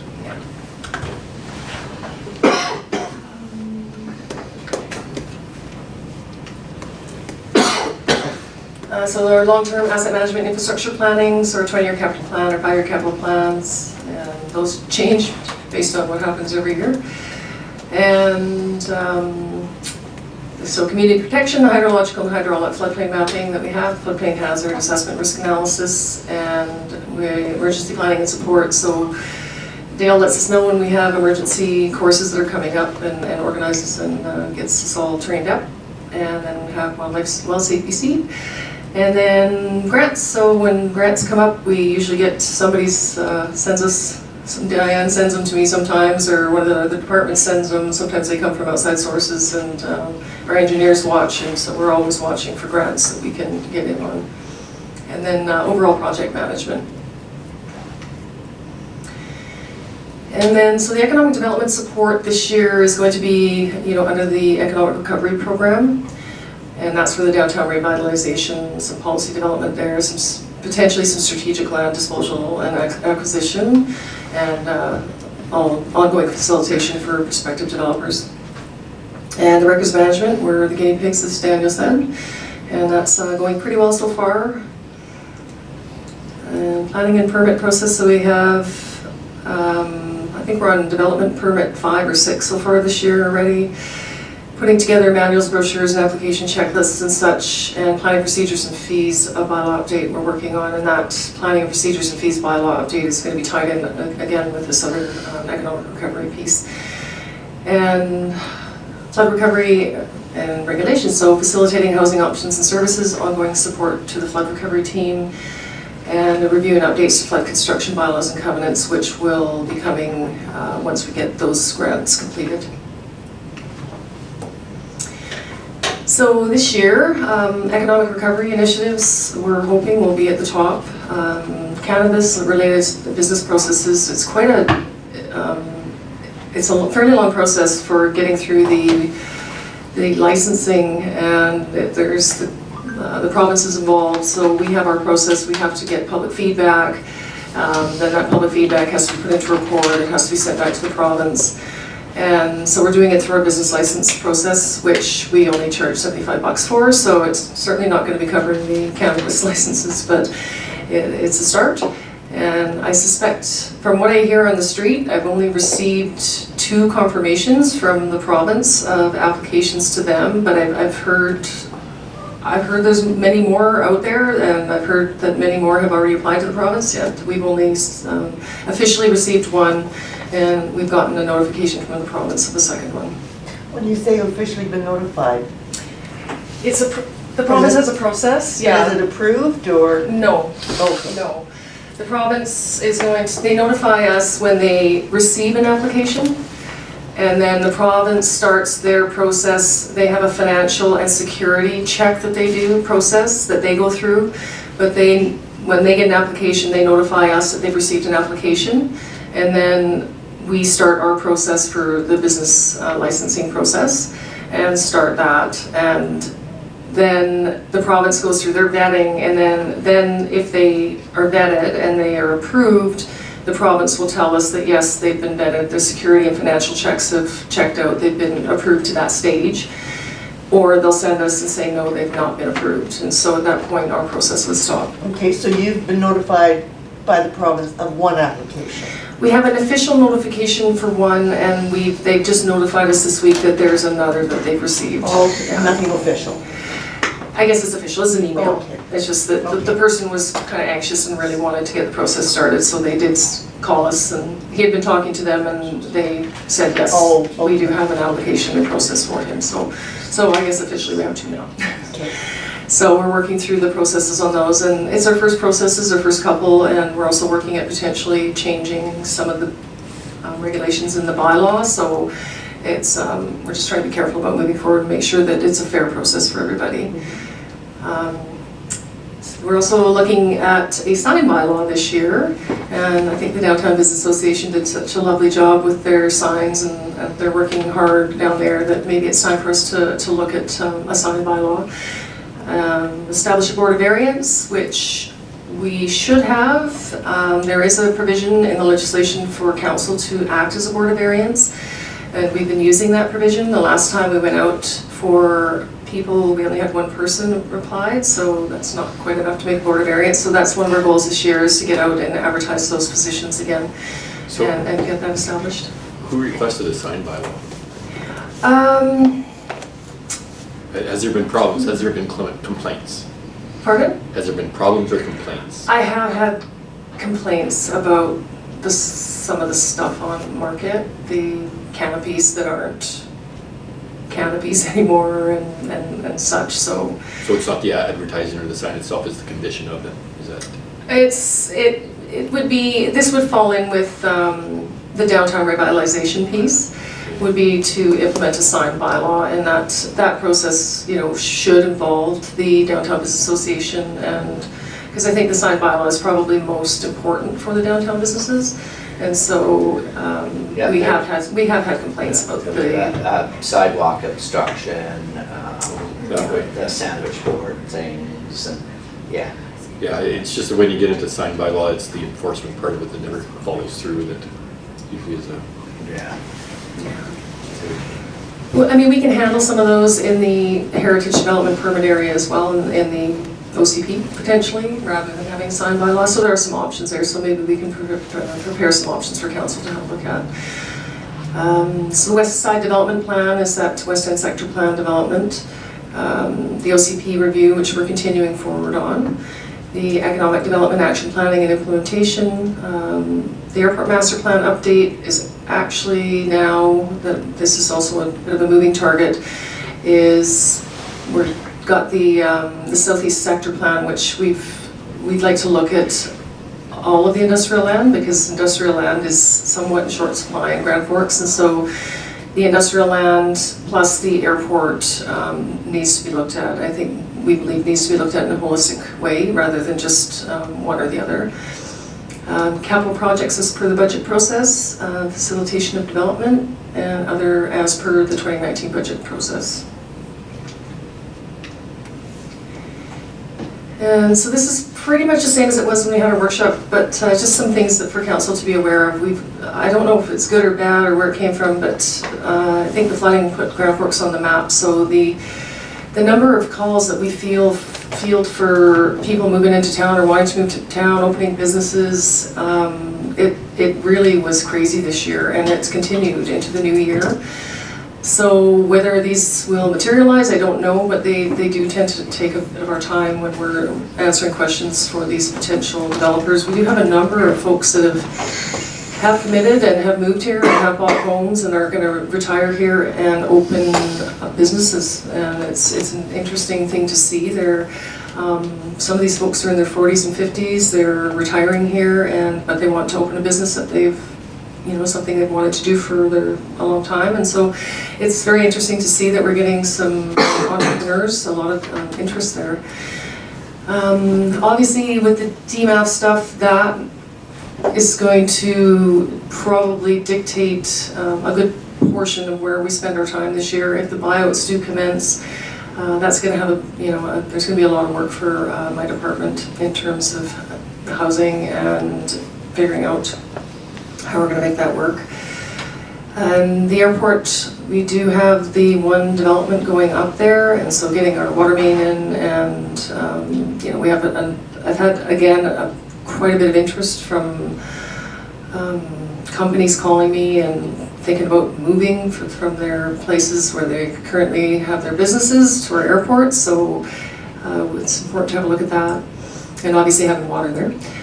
And our servicing has been, and it's something that we realized with the flooding when we were looking at trying to find emergency housing, was that servicing is a big issue for us, for development and for housing. And we'll have our public engagement programs will be ongoing for OCP and any zoning bylaw amendments, any of these West End or Southeast Sector plans that we hopefully will do. And there will, like I said, likely be numerous referrals from the province for the cannabis dispensaries, and probably will also be for the commercial and industrial operations as well. And the focus is on economic development and recovery this year. So last year, that big pink blob is what last year was about 10% of my budget, which we would call unforeseen, which are things that just kind of come out of nowhere or aren't really part of my work plan. With the flooding, that ended up ballooning to about a third of my budget last year, and that was directly related to 6 full weeks in the EOC for all 2.5 of my staff, and then the subsequent supporting of the flood-related activities, which makes sense being that so much of what has to be done for the recovery is planning and development for the future. I'm expecting that to drop back to something a little more reasonable, about 10% this year. I see some increases coming in, better, can't do another year like that. And I see some business license processing. I see an increase there in our time spent because the cannabis licensing process is quite a bit more involved than our standard processes. And some current planning, I think we're going to see an increase there from just what I've seen already. We're on deep development permit number 5 or 6 already this year, and I think I've got at least another 1 or 2 coming this month. And our long-term planning with our OCP, and then the smaller stuff down there obviously most of it can probably fall off this year, but those are the smaller things. I actually can't even read from here. Events, and research and application. Pardon me? I'm looking at it here. So yeah, long-term planning about 10%. I'd see that staying about the same because we did manage to continue through working through OCP team last year. I see environmental management events, grant research and applications, land acquisition disposal, education training actually will probably go down this year because I'm limiting myself to 1 course this year rather than any more, and just keeping it. My planning tech is already deeply involved in some courses, so we did manage to shave a bit off the money in the training budget this year. And I think that's about budget. So the engineering personnel has gone down a little bit this year, and the budget has decreased a bit. And I think that was just mostly just the personnel. Yeah, I think that's pretty fun. Yeah. So personnel, zoning, and planning. Last year I had budgeted for, I believe it was a 0.5, so I had 2 full-time, so myself and Graham. I budgeted a 0.5 last year for Wendy so that we could get caught up. That didn't happen with the flooding. We actually fell considerably behind with the flooding. And then I had budgeted 2 months of a casual for support for the records management startup. And we did continue with that, but we certainly didn't do that position. And then I had contracting budget in there for planning support and for planning, and having Wendy as a planner. I've shuffled some of that contract services into wages. Wendy didn't intend ever on being a full-time employee. So she's in Mexico now for a month, and she needed the break, so she really never did intend to be here as a full-time person. But we do need that support this year to continue to try and get caught up this year for the caught up that I never got last year. And for the records management implementation, for the falling behind, and what Daniel talked about was some support for records management, some of these other initiatives that we've had, like the work tech stuff that fell off, and some of these other projects that have been going on for several years that didn't get complete. And also the realization, that we're spending 20 to 30% of Wendy's time is at the front dealing with triaging and such. So that is the increase in the personnel side of things, and then the decrease in the contractual services. Property holding and management, we've, I think, kind of left the same. And that will come into play in situations where perhaps if council chooses to, if we want to do some strategic land acquisition or things like that, then we have to have some money set aside to deal with legal fees and other things that come along with that. Last year, most of the stuff that we dealt with in property holding and management ended up being through land sales, and so those costs would have been applied to the actual sales of the properties. So are these 2 new headings? Or have these 2 headings been here for a long time? Yes. Okay. Yeah. You're still on top. I was just going to say environmental is gone this year because that was the CARET. Environment. Yeah, I believe that was the CARET funding. Yeah, I think you had something. Yeah, it was CARET, and that was, I think, the solar project. Our slag remediation fund is now topped out. There's a maximum for the slag remediation fund. Once it hits the maximum, then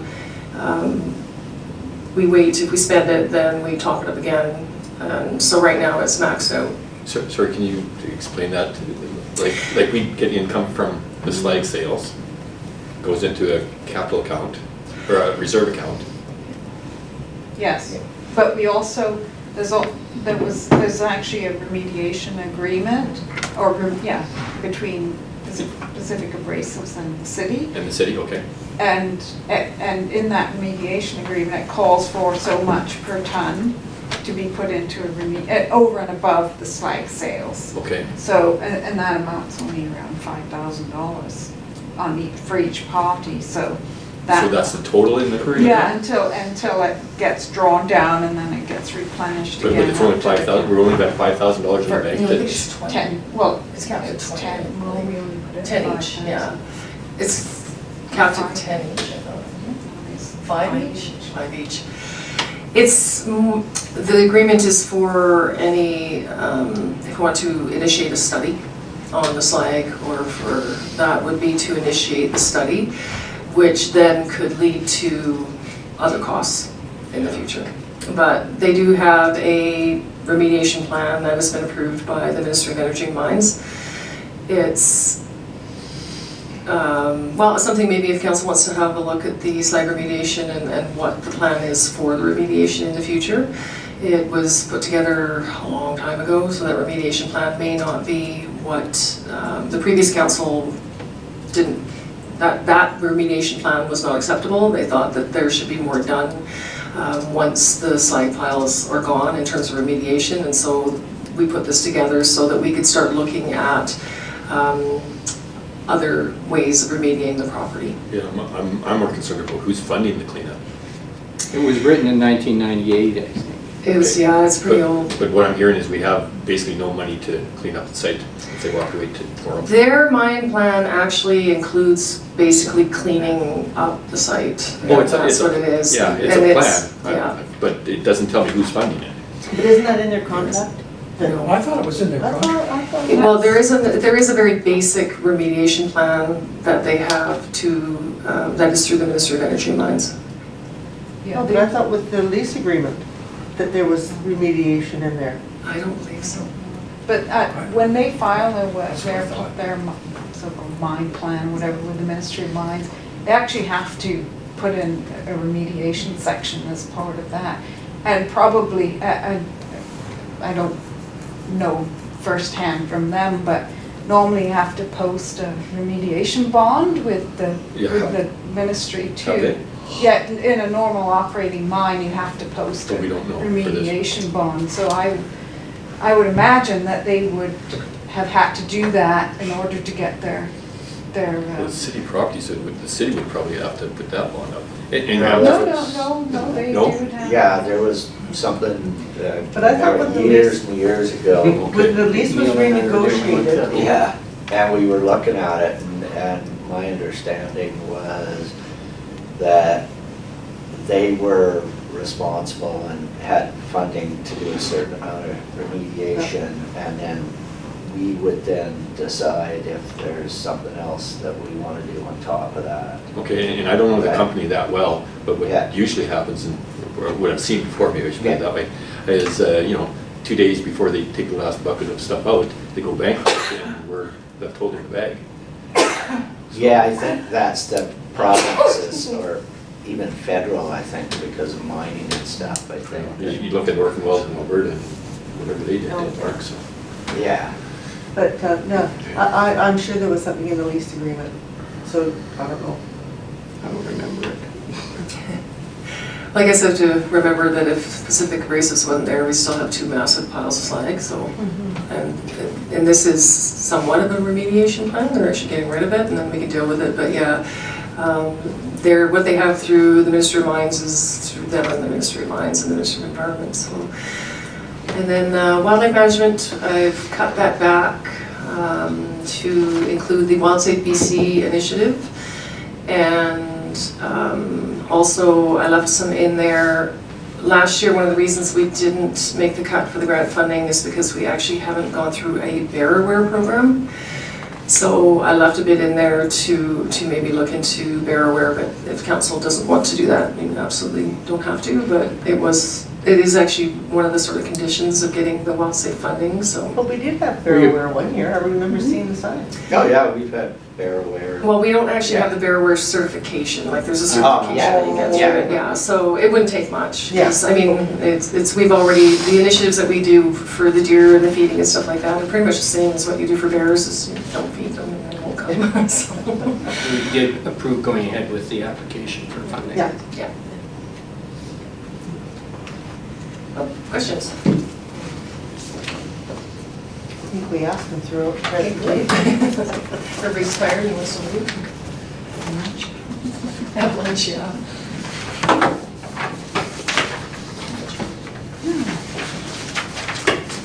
I think I'd like it concludes today, so we'll do operations the next Monday, because that'll be the big one, so. Bigger than this one? The big one being another, that's on the 11th. Yes, at 1:30. It looks like we'll probably go for that plan meeting on the 19th too. That's our, yeah. I would say let's slot it in, yeah. Yeah, we'll probably plan for that then.